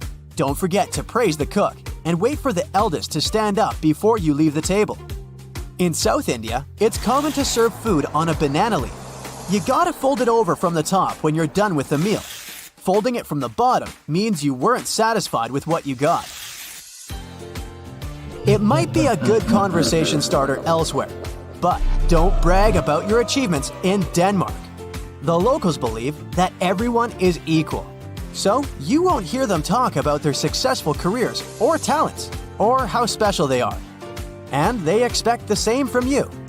If you're looking for a good topic, they'll gladly talk to you about the greatness of their country. The Danes are really proud of it and all its wonders. If you're going on a trip to Germany and plan to drive on the famous Autobahn, make sure to tank up before you hit the road. Stopping, parking, making U-turns, and backing up on this super speedy highway is illegal. Yes, even if you have to stop because you've run out of gas, you'll have to pay a fine since you were supposed to plan things better. And although the Autobahn technically doesn't have a speed limit, watch out if you're passing by urban areas like Frankfurt, Berlin, and Munich, or construction works and heavy traffic. There will be special speed instructions for these spots. In case you're planning to explore Cyprus by car, quench your thirst before you start the vehicle. Drinking anything, including water, isn't allowed while driving on the island. So if you can't resist snacking or drinking behind the wheel, prepare to pay a fine. In Ethiopia, you gotta think twice before choosing a gift for someone. They see it as a debt they'll have to repay in the future. So, if you bring something really expensive, the receiver will either have to spend a lot of money on a return gift or feel indebted to you. Hey, we all want to get from point A to point B in the quickest, most direct path possible. Agreed? Good. But if you ever wondered why there's no direct flight from your hometown to your destination, there's a reason. When deciding on a new route, airlines have smart analysts who decide what that route will be or if it'll even happen. They got two main questions to answer: how many people want to go there, and how much money are passengers willing to pay? Depending on those two factors, airlines can make new routes and drop existing ones. Distance means fuel, and fuel means money. If they're not selling enough tickets to enough passengers going that route, out it goes. So it's not only us passengers wanting to get from A to B the fastest way possible. The airline wants to make it as efficient as it can be too, because time is money. By the way, it's always bugged me why people don't want to fly from B to A. It's always A to B. Why? B's a nice place, but you wouldn't want to live there? I don't get it. Anyway, back to the script. Whenever you're going on a road trip, you probably plan your route. You pick the best possible roads, you check how many gas stations, stores, and rest stops will be on the way. Even if you don't do that, airlines certainly do, because flying is a lot more expensive than driving. Before a flight starts, the crew makes a flight plan. The plan is uploaded to the aircraft's computer and shows the whole route from one city to another. The plane will have to stick to it most of the time, even though there's actually a whole set of routing possibilities. Because it's good to have a plan B, C, and D when you're moving a large chunk of metal through the sky with hundreds of people on board, airlines have the main route and backups to use in case of weather conditions or other possible issues. So, the people and the airline want the plane to fly the least time possible. As we know, the shortest way from A to B is a straight line. But when you look at the flight map, it's anything but a straight line. It's more of a rainbow shape across the globe. Why is that? Because showing our 3D Earth on a 2D map tricks your eye. Your plane really is flying in a straight line. Proof? If you take a string and connect, say, LA and Tokyo, you'll see it's as straight as lines get. But compare your string to the lines of latitude running across your globe. There it is, that rainbow. If we look at a live flight tracker, we can see thousands of planes flying at the same time in the same route. I mean, the whole map is covered. Look at them all. Okay, now let's take for example the US and Europe. Planes from New York, Boston, Chicago, and plenty of other cities all fly to Germany, Spain, Greece, you name it. They're all in the same air at the same time and landing in Europe by morning. Turns out, the air highway is much busier than anyone thought. Imagine it happening on a highway on the ground. So much traffic every single day. But when you're up there in the sky looking out at the clouds, it feels like your plane is all alone. All these planes use pretty much the same route because it's faster and cheaper. So how is it that thousands of aircraft, all basically on the same road, don't fly into each other? Well, the difference between the road and the sky is that the road is flat. Up there, thousands of feet above the ground, the space is 3D. So air travel takes perfect advantage of that. But you still have to coordinate all that movement, of course. Air traffic is managed by dispatchers who watch for planes and make sure they don't get closer than 3 miles to each other. Something that helps them do that is flight level regulations. All westbound flights stay at even-numbered altitudes. 34,000, 36,000 feet, you get it. All eastbound flights are at odd-numbered altitudes. 35,000 and 37,000 feet. Meaning there's at least 1,000 feet between planes flying towards each other. Doesn't sound like much when we're talking altitudes of tens of thousands of feet, but that's about the height of the Empire State Building. Some parts of the air have extremely high traffic because so many planes fly there every minute. Whenever an aircraft enters one of these super busy zones, it must follow a very specific route. But even in not-so-crowded zones, there are still thousands of planes. To share the sky safely, each must follow their own route that even has a specific name. And they have plenty of help staying on the right path. There are devices on the ground called fixed navigational aids, or nav aids for short. They send radio signals in the sky that an aircraft can pick up on. You also have waypoints that are simply geographical points on Earth. They're loaded into the GPS systems, and an aircraft must follow them. An airplane's whole route is basically flying from one waypoint to another, all the way to the destination place. Now, let's go back to that global flight tracker. Something else you'll notice is that planes mostly avoid flying over the ocean and large bodies of water, the Pacific Ocean in particular. Yes, you see some here and there because people do have to get to Hawaii somehow.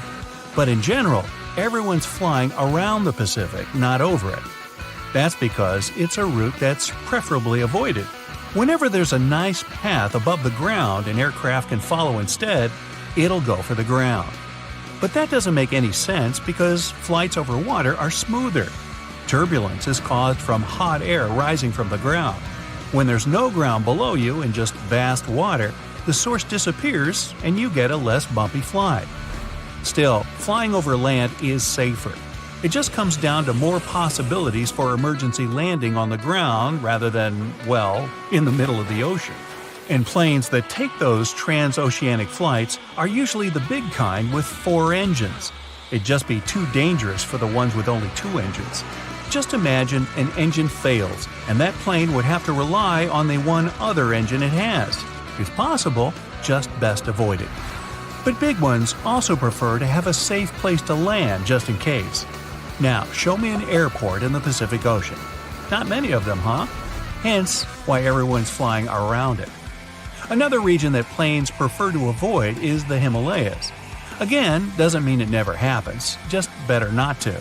The Himalayan mountains are higher than 20,000 feet, with Mount Everest reaching 29,032 feet, just to be precise. Most planes fly at about 30,000 feet, and that's just way too close for comfort. Not to mention the winds are strong there, and mountains make it difficult to maneuver the aircraft. That, and there are almost no radar services in the Himalayas, so the pilot wouldn't be able to communicate with the ground. Also, an emergency landing is only possible on a flat surface. The Himalayan region is the exact opposite of that. Add to that, there's a risk of running out of oxygen in this already dangerous area. An airplane only has enough oxygen to last 20 minutes. Plenty of time for the pilot to lower to at least 10,000 feet to a safer altitude with more oxygen. But the Himalayas make that pretty much impossible because, well, mountains, poking up all over the place. You get the picture. Back to our flight tracker map. You'll also notice hardly any planes flying over the poles, except that one up in the Arctic. Hey, what are you doing there? Ah, Dubai, Seattle. Well, it's one of the very few. This route likely got a special approval, navigation system, and a unique set of preparations. The problem here is that the poles interfere with the navigation. Compasses there go berserk and are of no use. The Earth's North Pole has a very strong magnetic field that's constantly changing. The magnetic field moves, making true north different from what pilots see on their devices. If they're just a few degrees off course, it could end up costing them dearly over long distances. That's why very few planes actually fly over the Arctic. And forget about Antarctica, nobody's flying over it. Not that you're not allowed, it's just that almost 70% of Earth's land is in the Northern Hemisphere, and nearly 90% of the world population lives up there. Hey, the more you know. If you're going on vacation, I'm sure you forgot to pack a couple of useful items, like a crayon or a pillowcase. I have collected the best travel tips for your ultimate vacation. You should carefully think about when you are planning to go somewhere. In case you have some kind of flexibility, just forget about going on a trip in July. You don't need to travel during the busy season. It's too expensive and there are way too many people. The best time to travel is during the shoulder season, which is between the high and low seasons. In Greece, for example, it's April and May. In September, October. The weather is already or still great, but there are fewer people and the accommodation is way cheaper. When searching for flights, always do it in incognito mode. If you do it in the regular mode, the saved cookie files will track your searches, and cheaper flights will be less likely to pop up since you've been searching for a while. Don't give yourself away. Always go incognito. Another trick is to pick a different home country and currency, the one with a better exchange rate. This way you can buy tickets in different currencies that will be way cheaper. Next, when buying the ticket, make a flyer account, no matter the airline you travel with. Airlines gift you miles, and when enough, you can get a free flight. Even if you travel with different airlines, there is no need to miss out on an opportunity. And yes, don't dispose of your plane ticket after the trip until you saw that your miles were posted on your flyer account.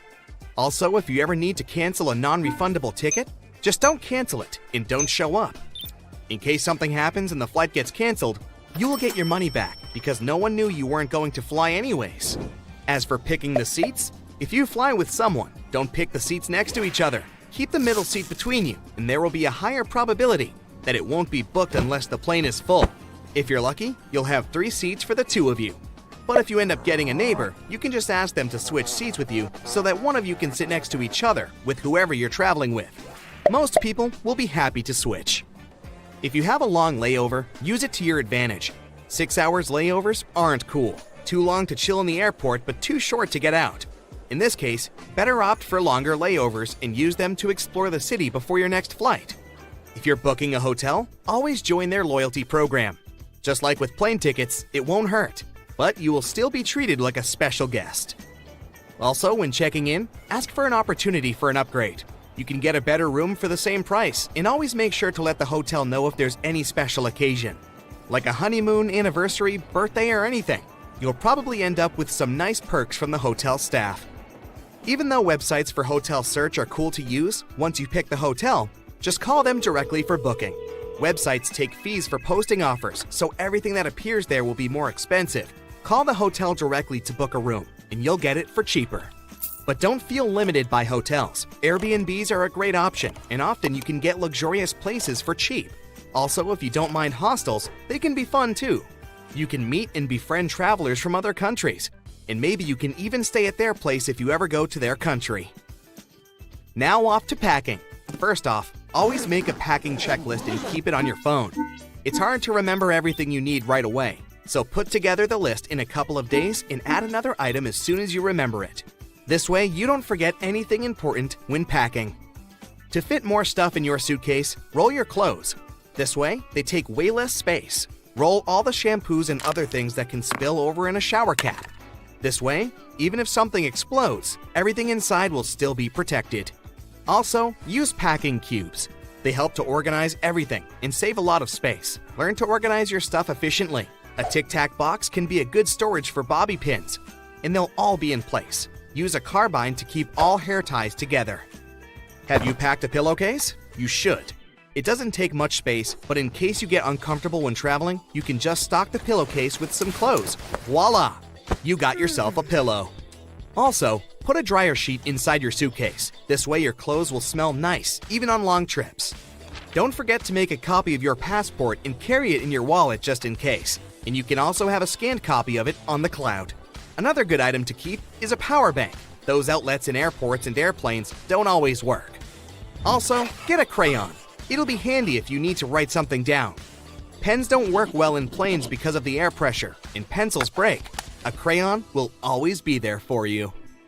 Also, a clothespin is another little thing you might want to have. You know when you arrive and want to keep your toothbrush from touching any counters? If you attach the pin to it, it can serve as a stand. Another little but useful thing is a bread clip. Those serve so many purposes. You can use it as a bookmark, attach it to the end of the tape roll, or keep in place your rolled cords in. But most importantly, they are a must for your flip-flops. The V-shaped part often comes out through it. To avoid it, just slip the bread clip underneath the bottom. It'll serve as a plug stopper, and your flip-flops will last. What to wear? Of course, comfort is the first priority. Sweatpants and leggings are way more comfortable than jeans. A comfy jacket will ensure you don't get cold. A fringed scarf is nice to have too. They're fancy and they turn into a cover. Also, make sure you're wearing compression socks. They will spare you from feeling swollen during the trip. Another important part of your outfit could be noise-canceling headphones. They will be a game changer if there happens to be a screaming little human on the plane. And an ultimate trick, mark your luggage as fragile, even if there's nothing fragile in there. This way, it'll be treated better and your luggage will come out in the first batch after the flight. Most people either sleep or surf their phones while traveling, but some travelers can even play board games. But if you need to roll a dice, here comes a problem. If you roll it not carefully enough, you might end up either losing it or crawling under the seats looking for it, which is inconvenient. Just keep the dice in a little transparent plastic container, then shake the container and see what you got. To find cool places to visit, go on social media, check out photos and videos people post from your location, and go to any place that caught your attention. Pickpockets are definitely a thing, but there is a trick. Just make your valuables less attractive to them. Do you have an expensive camera? Put some tape on it as if you fixed it, and the pickpockets will think that it's broken. Do the same with your phone and laptops and whatever else you don't want to be stolen. Have you ever ended up with a bunch of foreign coins after your trip that are totally useless?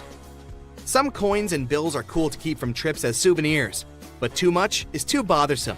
To avoid it, just donate your leftover coins before you leave the country. A good deed and also less weight in your pockets on your way home. Pilots always wear sunglasses, and it's not just to look cooler. Pilots are responsible for many people on the aircraft, so they should be capable to see the air traffic well, identify all the lights, symbols, and markings, as well as all of the buttons and manuals on the aircraft without any problem. So for a pilot, it's crucial to have perfect health and specifically perfect vision. Pilots do health checkups every year to confirm they're in good health and able to keep working. People with any sight problems don't qualify to be a pilot. The pilot's vision is probably the most important quality they must have, and they should take care of their eyes to maintain perfect eyesight throughout their whole career. The problem is that it's not an easy task if you're a pilot.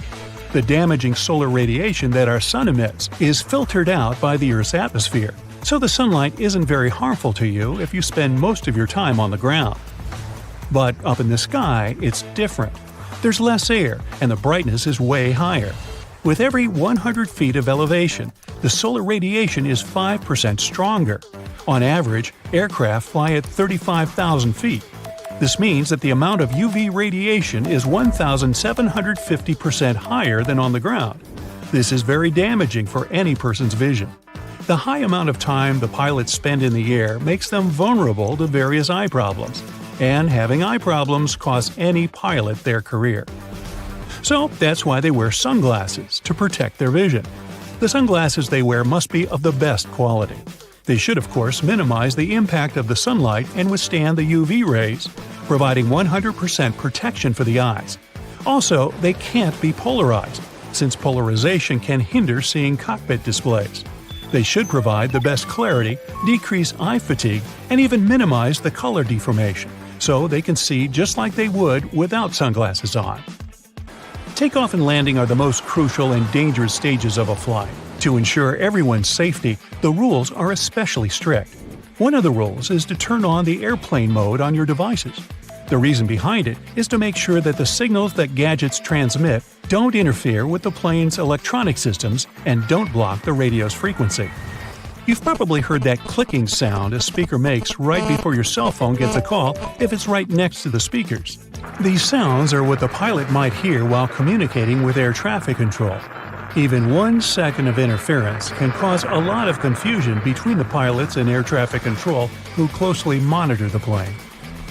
It's not that every single cell phone is a problem, only certain types of them are, and it's also always a combination, depending on the cell phone type, how far away it is from the cabin, and how many cell phones aren't in the airplane mode.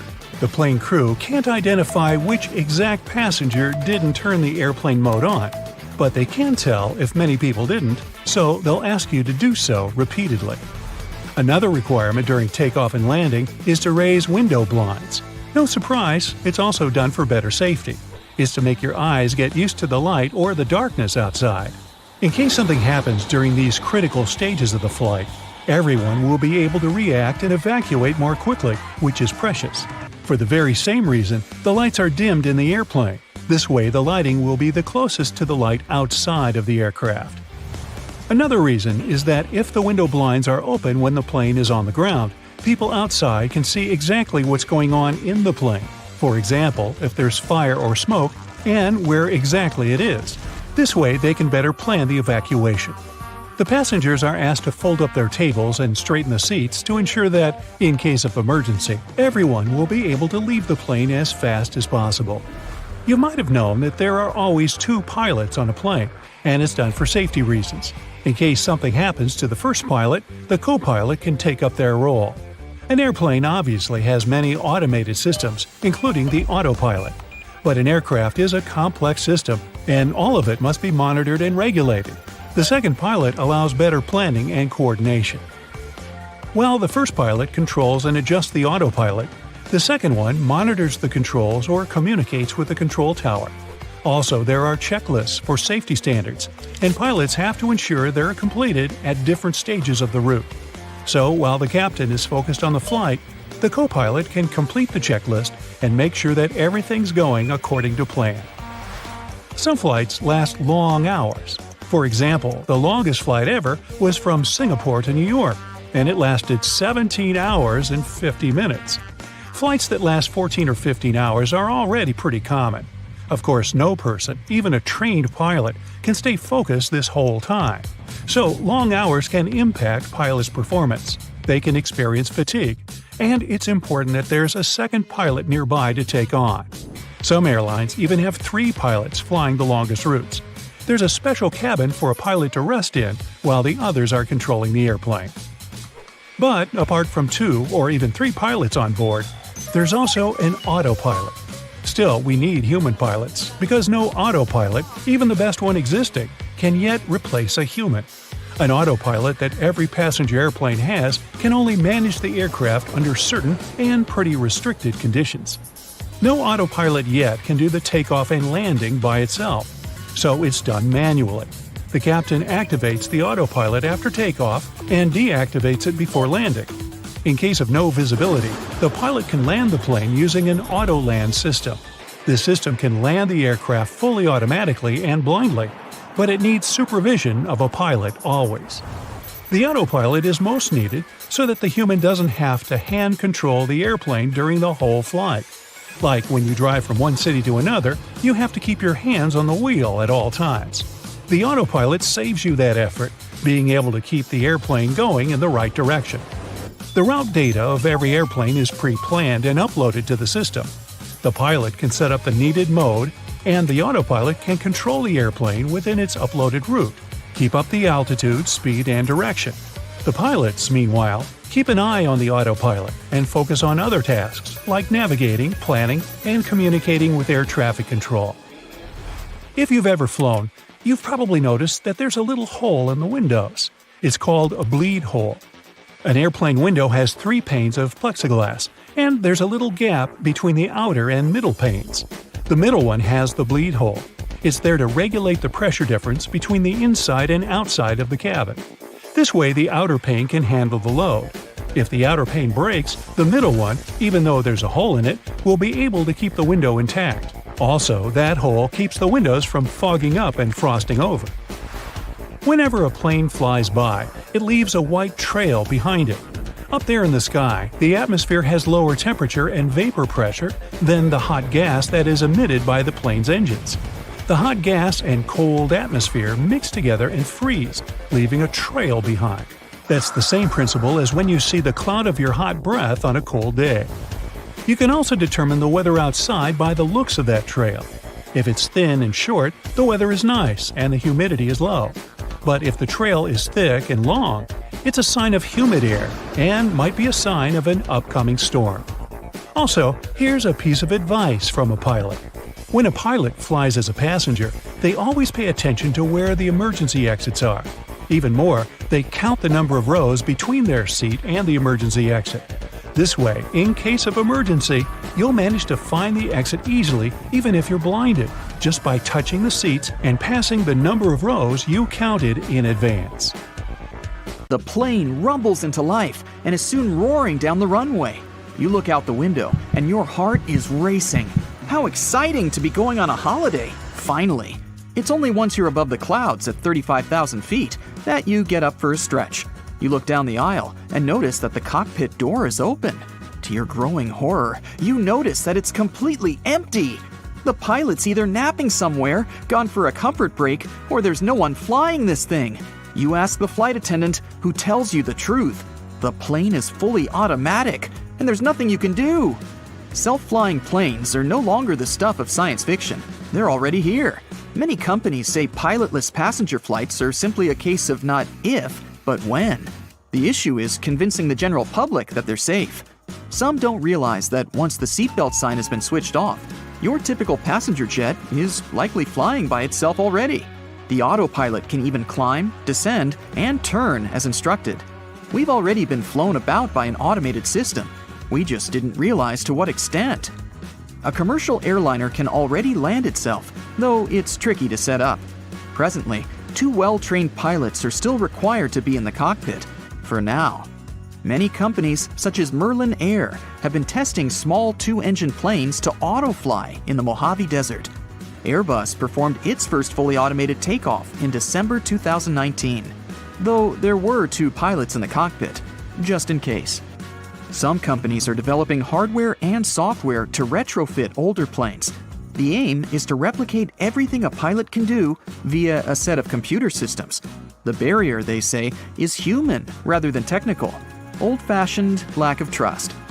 The technical term for fear of flying is called aviophobia. It affects millions of people, up to 40% of all flyers. They're still flying, but they're just not particularly happy about it.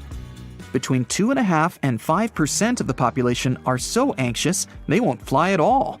And yet, statistics continually reveal that flying is one of the safest means of travel, with nearly 95% of transportation fatalities in the US occurring on the roads.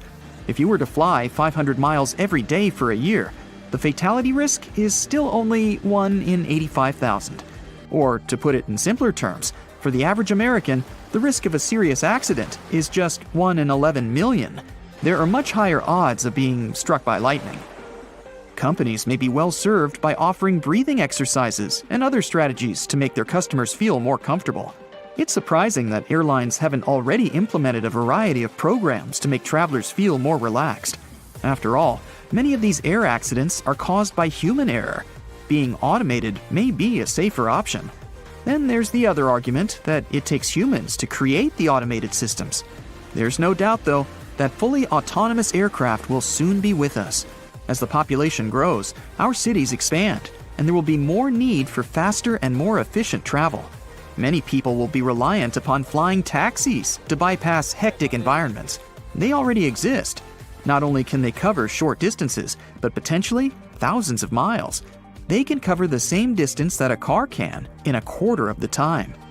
They're much like helicopters in that they're capable of vertical takeoff and landing, known as VTOL, making them able to land and take off from almost anywhere. They will also be built of quieter mechanisms to keep noise pollution down, better than a train rattling past your bedroom window. They also use electric propulsion systems, which will keep emissions low. No endless traffic jams and mouthfuls of fumes. The difference with air taxis is that there's no pilot, with the destination locked in from the beginning. The challenge for designers is how to operate in environments with numerous structures, such as buildings and bridges, and how to navigate moving obstacles as well, such as other aircraft and even flocks of birds. Tackling a variety of weather conditions, too, can also make for complicated and even dangerous possibilities. Superstorms, dust storms, snow, wind gusts, and even tornadoes can pose real problems. It's not like you can instruct your cabbie to take a different route. Or will we be able to do just that? Perhaps we could verbally tell the system to divert from its projected pathway. This is the same situation for planes, particularly in terms of weather and air turbulence. There is still much more work to do. Air taxis can only accommodate a limited number of people, though it's projected that short-range flights could carry up to 14 people. There is so much confidence in these vehicles that a startup company, Skyports of Melbourne, Australia, want to start operating a large-scale nationwide air taxi base by 2025. Other large corporations are also in the air taxi race, such as Boeing, Airbus, and Toyota. With larger planes already capable of pilotless flight, you may be wondering, why isn't this happening already? People will surely get used to it. Well, there are a few obstacles.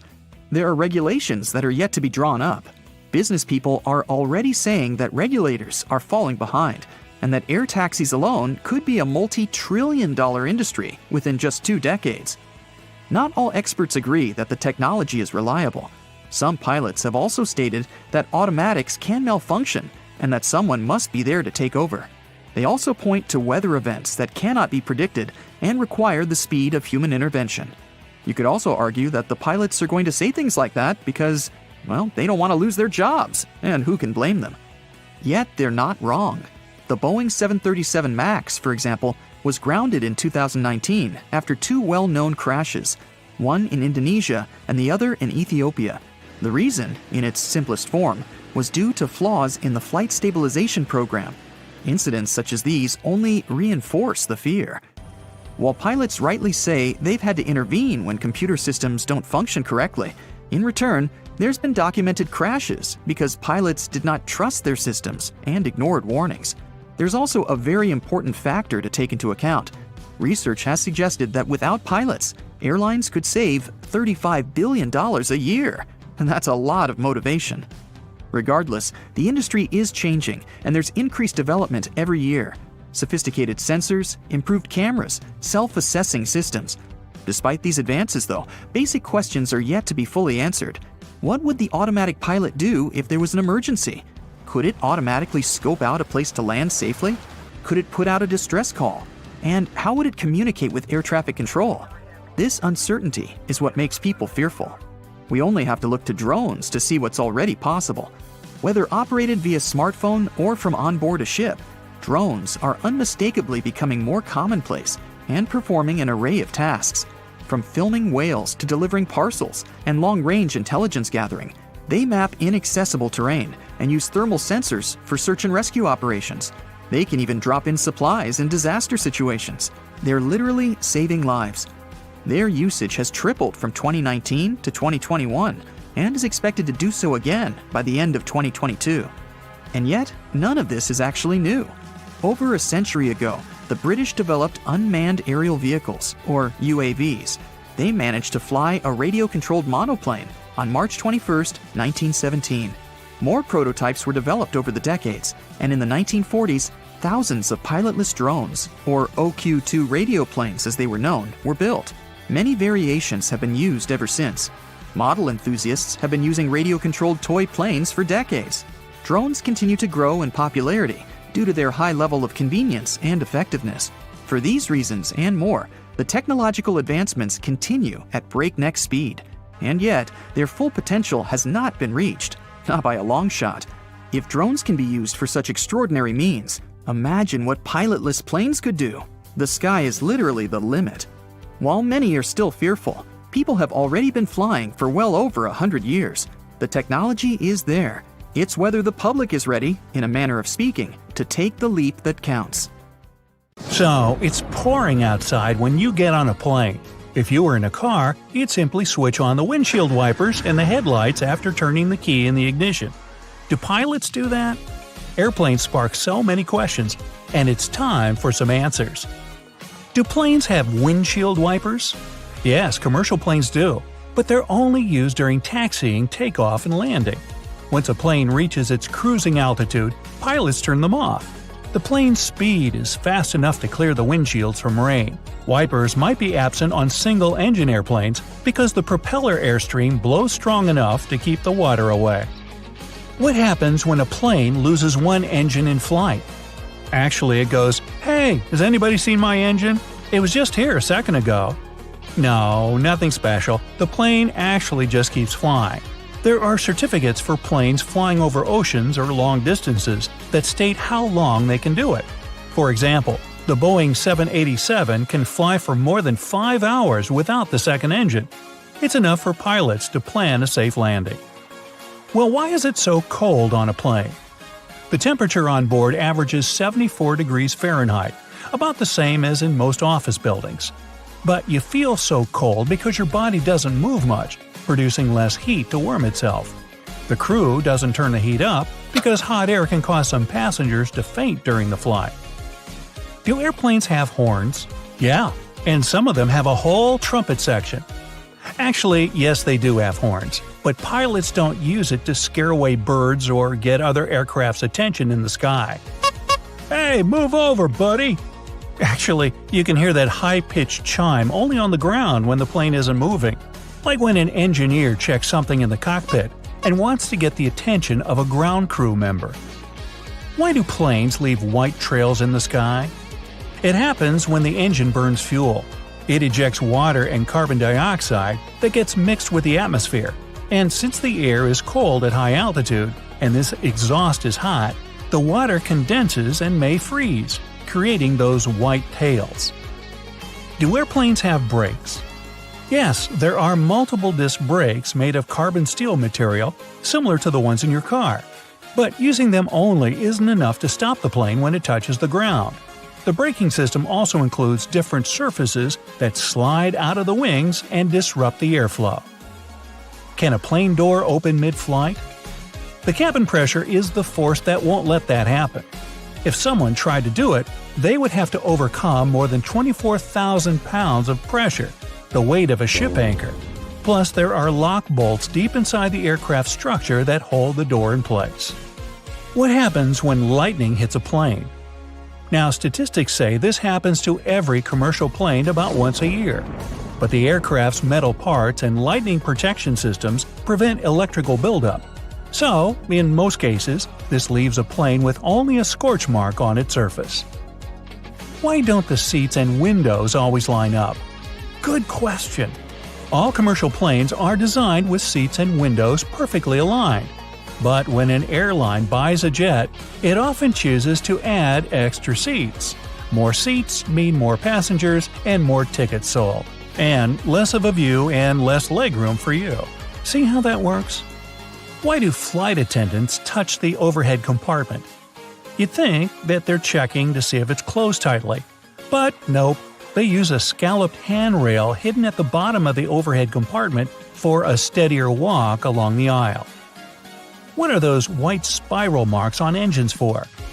Well, since the ground staff wear hearing protection, they can't rely on their ears to decide if it's safe to approach the plane. Seeing that moving swirl on jet engines prompts them to stay away from the area. Why are there holes in airplane windows? Those windows actually have 3 panes of plexiglass. The tiny hole is in the middle one. It helps regulate the huge pressure difference inside and outside the cabin, so the outer pane can handle the load. If the outer pane happened to break, the middle one, even with a hole in it, would still be enough to keep the window intact. That hole also keeps the windows from fogging up. Why are there hooks on the wings? If there is an emergency landing on water, passengers have to step on the slippery wings to use some emergency exits. That's why crew members secure one end of a rope to the door frame and the other to the wing through the hook. Another rope is secured in the second hole, safely leading passengers along the wing to the inflatable slide. Why do the wings have different colored lights? It's for Christmas. No, that red light on the left wingtip, the green one on the right, and the white one on the tail make up the plane's navigational lights. They let other pilots know the plane's position and the direction it's moving in, toward them or away. Do planes have ignition keys? Well, since ignition keys are usually a security measure, most commercial planes don't need them. They're locked in hangars under 24/7 surveillance. To start the engine, a pilot just pushes buttons and turns switches. But smaller private planes, like a Cessna, have ignition keys to start the engine and even locks on the doors. Why are there triangles above the windows? These black and sometimes red stickers let the crew know which window is best to look out when they want to check the moving parts of the wing. If you get motion sickness during the flight, try to choose a seat between the triangles for a more comfortable trip. How can you get extra space on a plane? Well, if you're lucky enough to get an aisle seat, there's a magic button near the hinge under the armrest closest to the aisle. Press it, and the armrest will swing up to the back of your seat. Why are most planes white? Well, this color reflects the sun better than any other, so it helps keep a plane cool. It's also much easier to spot any cracks, dents, leaks, and other faults on the white surface. And paint makes a plane 1,200 pounds heavier, causing it to burn more fuel. Airlines save money by not painting them. Why don't airplanes have parachutes for passengers? Well, like paint, parachutes would also add extra weight, around 8,000 pounds. Plus, skydivers must go through at least 4 hours of training to learn how to handle a parachute. Lastly, jumping out of a plane at 35,000 feet in the air is simply not safe, because temperatures at that altitude are colder than the Arctic, minus 65 degrees. Why can't planes fly when it's hot? Well, the molecules in hot air are much more spread out. To lift a plane, you need dense air. That's why it gets harder for a plane to take off as the temperature increases. Besides, scorching weather can overheat the internal machinery or even melt some of its parts. So, if it gets 104 degrees Fahrenheit outside, your flight might be delayed. Why do planes have round windows? The very first commercial planes had square ones, but after some time, they started flying at a higher altitude that demanded the cabin be pressurized. Frequent pressurization and depressurization deformed and even broke windows with corners. They were replaced with round ones since they withstand the pressure much better. How do the oxygen masks work? Very well, actually. If the cabin is depressurized at cruising altitude, it loses oxygen. The masks provide that, but only for 15 minutes. It's okay though. That's long enough for the pilot to descend lower than 10,000 feet, where the air has more oxygen and people can breathe normally. What causes turbulence? Your trip gets bumpy because of three main reasons: storms, mountains, and jet streams. Just like an ocean, air creates waves when it meets a mountain, and sometimes it has nowhere to go but up in strong currents affecting a plane. Jet streams are bands of swift winds that appear when warm air masses collide with cold ones. Storm clouds push air away, creating unpredictable waves. Why do planes sometimes dump fuel? If there's an emergency landing, pilots must quickly get rid of excess weight, since they didn't burn it, and get to the destination runway as light as they should be. The lighter the plane, the softer it'll touch the ground, so no blown tires or fire. Why are the doors on the left side? Well, the captain usually sits on that side, so aligning the plane with the terminal jet bridge is easier. They fuel the aircraft and load baggage on the right side. If passengers are coming in on the left, it doesn't disturb those crews. Why do they dim the lights during takeoff and landing?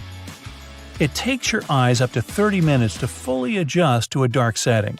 Dimming the lights at night or dusk prepares them in case passengers need to make an emergency exit. They fade the lights during the day to save some engine power. Why are most plane seats blue? This color is psychologically associated with safety and reliability, so flight-weary passengers feel less anxious. Besides, stains and dirt are less visible on blue seats. Now we know. The Himalayas have some of the highest peaks in the world, including Mount Everest. But it's no surprise airplanes find it difficult to navigate the area. But why are commercial airplanes actually banned from flying there? For starters, these mountains have an average height of more than 20,000 feet. Mount Everest, the highest mountain in the entire world, stands at 29,037 feet high above sea level. The area is rough, filled with snow, and has almost no flat surfaces. In case of sudden cabin depressurization, it would be really difficult to perform an emergency landing, since there's literally no flat area there. More so, the low oxygen environment at such an altitude means there's likely to be a lot of turbulence. Not only is it really unpleasant for passengers, but random air movements and high wind velocity means that it's really difficult to maneuver the airplane. This area is also quite low populated, so there's not much there in terms of radar systems. And radar is crucial for aviation safety. Without radars, pilots would be unable to communicate with the ground to figure out flight conditions. It can also get so cold up there that jet fuel might completely freeze. Sure, the fuels used in airplanes usually freeze at around -50°F, but it may be possible above Everest. The lowest temperature was recorded there back in December 2004, when thermometers showed a staggering -44°F. So, no wonder pilots don't want to ever take that risk, especially on a commercial flight. Among the few airports located in the Himalayas, there's one considered to be the most challenging to land in the world. Only 8 pilots on the planet are certified to do it. It's called Paro International Airport, and it's located in Bhutan, a landlocked country in the eastern Himalayas. First, landing there is so dangerous because you're literally flying through some of the world's tallest mountain peaks. Not to mention that those 8 pilots also have to consider strong winds. Despite the challenges, they do manage to safely land over 30,000 people each year. Moving further, there's no radar there to guide the pilots, so they need to maneuver the aircraft entirely in manual mode. The pilots need to track their movements based on specific visual landmark checkpoints as they approach the runway. Moreover, flights are only allowed there during daylight hours and under good visibility. These pilots also need to watch out for utility poles and roofs on the hillsides too. It means they often squeeze their planes between mountain peaks at 45-degree angles before dropping quickly onto the runway. No wonder only 2 airlines fly to Paro International Airport. Apart from these commercial pilots, there are specially trained helicopter rescue pilots who spend most of their career at 20,000 feet in the sky. Most of the time, they partner with equally experienced climbers who train by crossing the Khumbu Icefall. It's dubbed the most dangerous square mile on the planet. Made up of ice pillars as tall as a 6-story building, this huge stretch of the glacier on Everest's western side is filled with bottomless ice holes. It takes between 4 to 12 hours to get from one edge of the icefall to the other, depending on the experience of the climber. You may think it's a pretty serene location since you're literally only surrounded by ice and snow, but these local professionals claim otherwise. One Everest veteran said that the noise was actually the worst part of the job. The mountain produces awful squeaking sounds and sometimes even sighs. It often makes people feel like it's talking to them, warning them about the treacherous environment. Mount Everest isn't the only no-fly zone in the world. Surprisingly, Disney parks are also part of this exclusive club. So you won't ever be able to look out of your plane window and see the beauty of fairy tale castles from up above. In recent years, a lot of crowded tourist attractions, including Disney parks, have increased their security measures to make sure their visitors are as safe as possible. As such, no aircraft is allowed to fly within 3,000 feet of Disneyland in California or Walt Disney World in Florida. It was initially a temporary ban, but this rule became permanent back in 2003. Some other places don't have planes flying over them because of their historical importance, like Machu Picchu, located in the Peruvian Andes Mountains. There's also a large number of rare wildlife species and plants that grow exclusively in this area. It's crucial that they're protected as well as possible. What does it have to do with planes not flying over that area? Firstly, it reduces the volume of harmful chemicals in the area. Secondly, if a plane ever needed to perform an emergency landing in this location, it'd cause irreversible damage to buildings and wildlife. Surprisingly, planes can fly over the Greek Parthenon in Athens, but with one condition: not to get closer than 5,000 feet above it. This way, the historical building is kept a bit more protected from any emergency landings, since there are specially designated areas around it.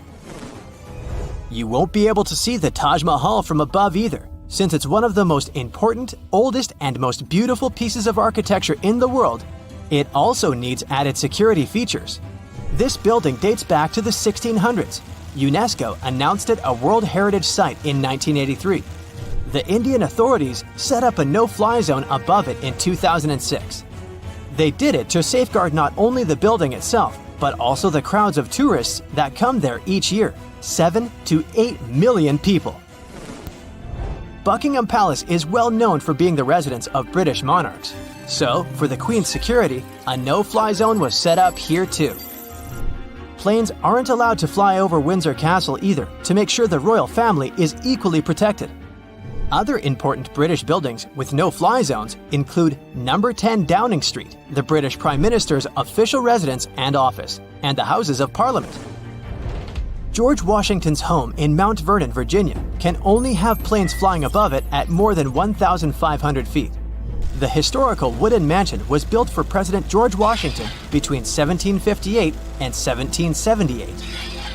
Unfortunately, the building has seen a lot of damage over the years. So, in an effort to preserve it better, authorities decided to prohibit vibrations produced by flying aircraft. That's why another no-fly zone was established there. It covers the airspace above this National Historic Landmark. That's probably the reason why you'll rarely see pictures of this house from above. Since it's the residence of the US President, it's not allowed to fly over Washington, D.C. It's also the home of Congress and other establishments. So, the authorities set a special flight rules area, stretching for 30 miles around Ronald Reagan International Airport. This means that it's one of the airports with the most precise takeoffs and landings. Pilots have to carefully tackle no-fly zones, which sometimes results in uncomfortable takeoffs for passengers. Whenever a pilot breaks a no-fly zone, it's a big problem, like the one that happened back in 2005. when a pilot accidentally steered the plane into a prohibited zone. The capital had to be evacuated immediately, and their regular activities were interrupted. Other capitals of the world have similar requirements, like Budapest, for example. In the capital city of Hungary, planes aren't allowed to fly over the ancient inner city of Pest and the Buda Hills. Almost all air traffic is generally prohibited above Paris too, with some exceptions. Aircrafts flying no lower than 6,500 feet. Flying helicopters are also a big no-no within the city limits. Only certain choppers undertaking precise missions can get special authorization. Generally, passenger planes aren't allowed near the island of Manhattan either, partly because of the really tall buildings there and the added risk of collision, but mostly because all three major New York airports, John F. Kennedy International Airport, Newark Liberty International Airport, and LaGuardia Airport are very close to each other, so the air traffic in the area has to be really well thought out to make sure the planes don't cross paths. Hotel star ratings aren't always reliable as the rating systems vary between countries. In Italy, for example, a hotel can be given 5 stars just for having a 24-hour reception desk. Receptionists that speak 3 languages instead of using stars look at ratings or reviews instead. Booking late can also get you the best deals. If your stay is not urgent, try booking a room on the day of the stay. If the hotel isn't full, you'll likely get a discount. Hotel managers reduce room rates last minute to fill them. It's usually better to book directly with the hotel. Third-party websites are often given worse rooms or whatever is left over. Hotels are also likely to offer a reduced rate if you book directly. This is because third-party sites charge a hotel fee. Once you're at the check-in desk, it's likely that the hotel staff already recognizes you. Many hotels, especially higher-end ones, will do a little research of their guests' social media. While this seems a bit creepy, it's only so that they can see who you are to make your stay more comfortable. If your key has a magnetic strip on it, make sure not to put it near your cell phone or wallet. A strong magnet like this one in your phone can erase your key card, meaning that you won't be able to get into your room. Now you're all checked in. Let's head up to your room. They're watching you when you're in the bedroom and when you're in the bathroom. No, I'm not talking about your 3-year-old kids. One of the last things you think about when going on vacation is if the room you're staying in has hidden cameras planted all over the place. For starters, look in the most obvious spots in your hotel room to see if you can find any hidden cameras. According to some experts, if you can't find anything in plain sight, then using your smartphone is enough for a basic sweep. Every camera has a lens, and all lenses reflect light. So, a quick way to check for hidden cameras is to close all the curtains in the room and turn off the lights. Use your phone's flashlight to point it at potential places or objects a hidden camera might be at. One of the apparent spots is the smoke detector on the ceiling. Grab a chair and point the light straight at it and try to see if there's any red or blue light reflected. You'll have to do it slowly since the light needs to strike the lens at the correct angle for you to see a reflection. Even a painting in the room can be a potential nest for a hidden camera. Other objects can be lamps, a hole in the wall, or somewhere inside the closet. Another creepy place is the bathroom mirror. This one is a tricky spot, so you'll have to be patient when inspecting it. You can also use your phone camera to spot surveillance cameras that spy on you at night. These secret cameras emit infrared lights that the human eye can't see so that they can work at night. You'll also have to turn off the lights and put the camera in selfie mode. The rear-facing camera on most smartphones has an infrared filter, but the front one doesn't. You can try pointing a TV remote at the front-facing camera and press on any of the buttons to see it yourself. If you see a bright red light on your screen, that means it's working. All you have to do is move your camera in the dark to see if you can find a bright light around. It'll be good to do a second sweep to make sure you didn't miss anything. One of the best things you can do is download an app that shows you what devices are currently connected to the Wi-Fi you're using. It can show what smartphone, laptop, smart TV, and in the worst case, hidden cameras are connected. A radio frequency scanner can detect a wireless camera in the room, even if it's connected to its own Wi-Fi. It might be challenging though, because of many wireless devices overcrowding the airwaves. You can pick up random signals even if you turn off all your devices and any wireless emitting signals. Another technique you can use is turning off the Wi-Fi when you enter the hotel room. Most of the cameras are hooked up to the Wi-Fi, so they won't be functioning anymore. If you get a call from the reception saying that the Wi-Fi is down in the room, that might be a red flag. There's no reason for them to know if the Wi-Fi is purposely turned off. It could mean that the cameras are on the local Wi-Fi. When you connect to your hotel Wi-Fi for the first time, be careful about sharing your personal data. Now, how about the room in general? If you're not happy with it, you can easily request a change. If there are other available rooms, the manager will be happy to help. Once you're settled in, you'll want to head into the bathroom to check out all those samples. But while you might think you're being sneaky by grabbing the free shampoos, hotels actually want you to take them. The items contain the hotel's logo, so you're basically giving them free advertising if you put them in your home. The robes and towels are a different story though. Many hotels are now adding radio frequency chips so they can track stolen items. Toothpaste is one item you probably won't find in the hotel's bathroom. For budget hotels, it's often too expensive to order as it's classified as a medical supply. For luxury hotels, it's the opposite. They often can't find a toothpaste manufacturer that's fancy enough to be present in their rooms. You may also notice a seemingly random phone next to the toilet, but it's actually a requirement from the AAA for hotels to receive a 4-diamond rating. It does also act as a safety feature. If you slip on the wet floor or get stuck in the bathroom for some reason, you can easily call for help. Now you're ready to kick back on the bed and rent a movie. But don't try to be sneaky and claim you clicked on it by accident so you don't have to pay.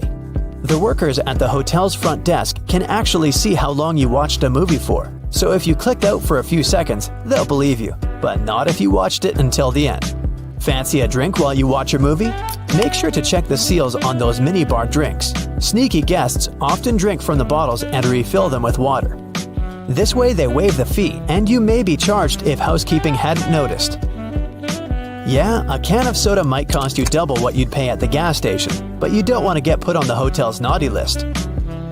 Carefully arranging your used towels isn't the best thing to do in a hotel. You're just not helping.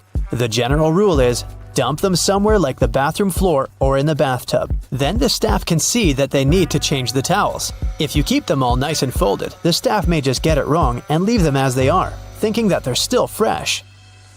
You're on a low-budget trip and you brought along some appliances so you can cook right here in the hotel. Not a big deal, but if there's only one outlet and you want to boil some eggs in your electric kettle, maybe don't. First, you never know what capacity the outlet has. It might even set off the hotel's fire alarm. Just stick to sandwiches or something. Pick up any paper lying around. Wipe up that coffee you spilled on the floor. Don't make the bed though. The staff's gonna replace the sheets no matter what. Plus, if you make the bed right after you get up, you're just actually creating a lovely dark environment for tiny dust mites. Always look for hotels that include breakfast. It's usually way more expensive to have breakfast at a nearby restaurant. Plus, you most likely wouldn't know where to go. Much better to hit the hotel's breakfast buffet, coffee, cheese, ham, toast, fruit. If you play your cards right, you'll be too full for lunch. Of course you can boil water for some ramen noodles, but if you feel like a slice of fresh, crusty toast, never try to make it with an iron. Sounds crazy, but some people have even tried heating up their frozen pizza with a hairdryer. What happened? They ended up having to go look for another hotel and an actual restaurant. This one sounds hilarious, but still, no one should ever be boiling their socks or any other item of clothing in the kettle that comes in the hotel room. Some hotel managers claim to have seen it happen. Just send your clothes off to the hotel's cleaning service people.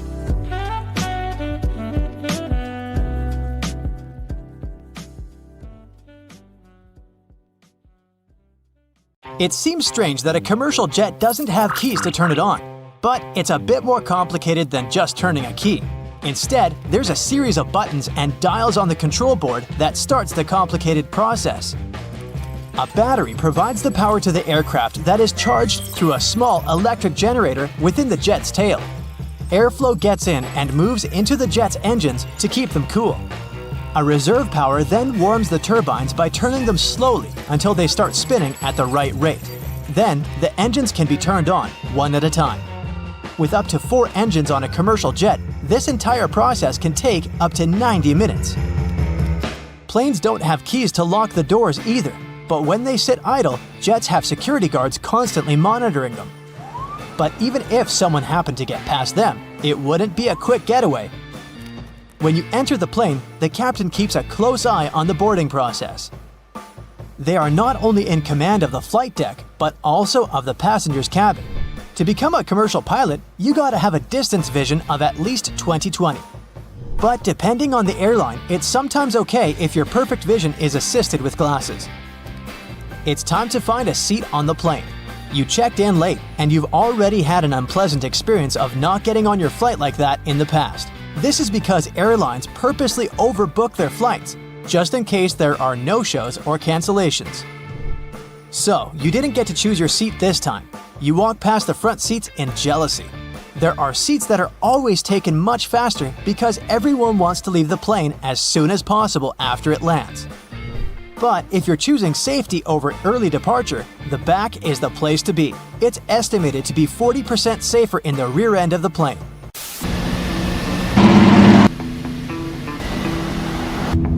Maybe you'd prefer to drive instead of flying? The chances of something dangerous happening to a plane during a flight are 1 in 11 million. Compare it to the likelihood of a car accident, which is 1 in 5,000.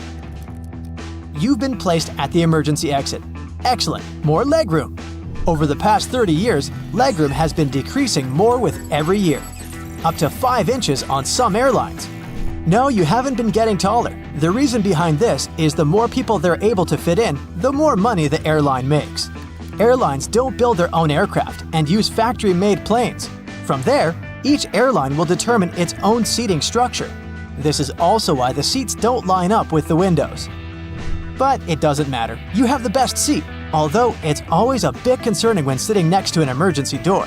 What if you accidentally knocked it while asleep and opened it? Relax, it's actually impossible to open these doors while flying. The air pressure inside pushes against every square inch of the cabin. On the door itself, this pressure equates to 1,000 pounds across every square foot of the door. But even if you somehow developed Hulk-like strength in your sleep, you still wouldn't be able to open it as there's a series of electrical and mechanical devices that latch it closed. The extra measures are important as the moment the door opens, the entire cabin temperature would quickly drop, and that drastic change in pressure would weaken the plane's structure. It's time for takeoff, and they've asked you to turn your phone off. Should you really? 10% of people have admitted that they don't turn theirs off and don't even set them to airplane mode. Cell phones can cause issues, but they don't disrupt the electronics as you might believe. There is a genuine concern that while you're flying in the air, your phone can receive signals from multiple towers on the ground, providing stronger distractions for the pilots. So let's make their job a little easier and turn it off.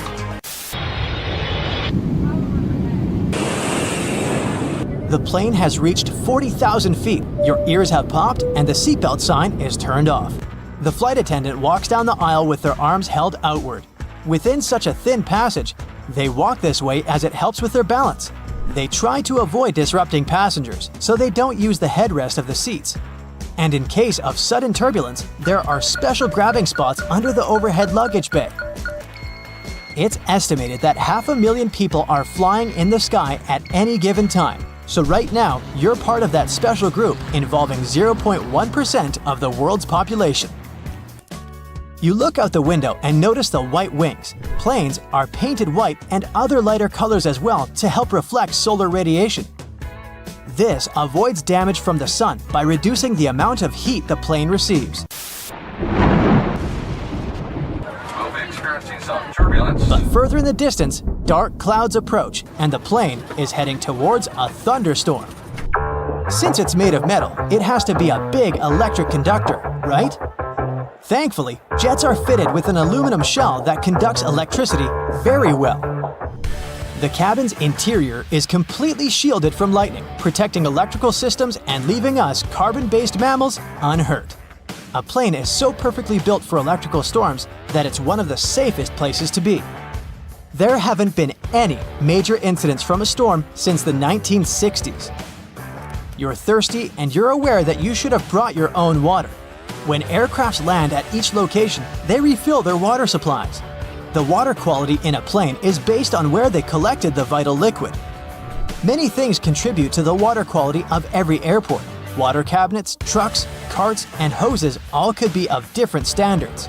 In 2019, an airline water study found that most airlines weren't providing clean water, so the general recommendation is to only drink water from a sealed bottle and avoid even tea. But the food is perfectly fine.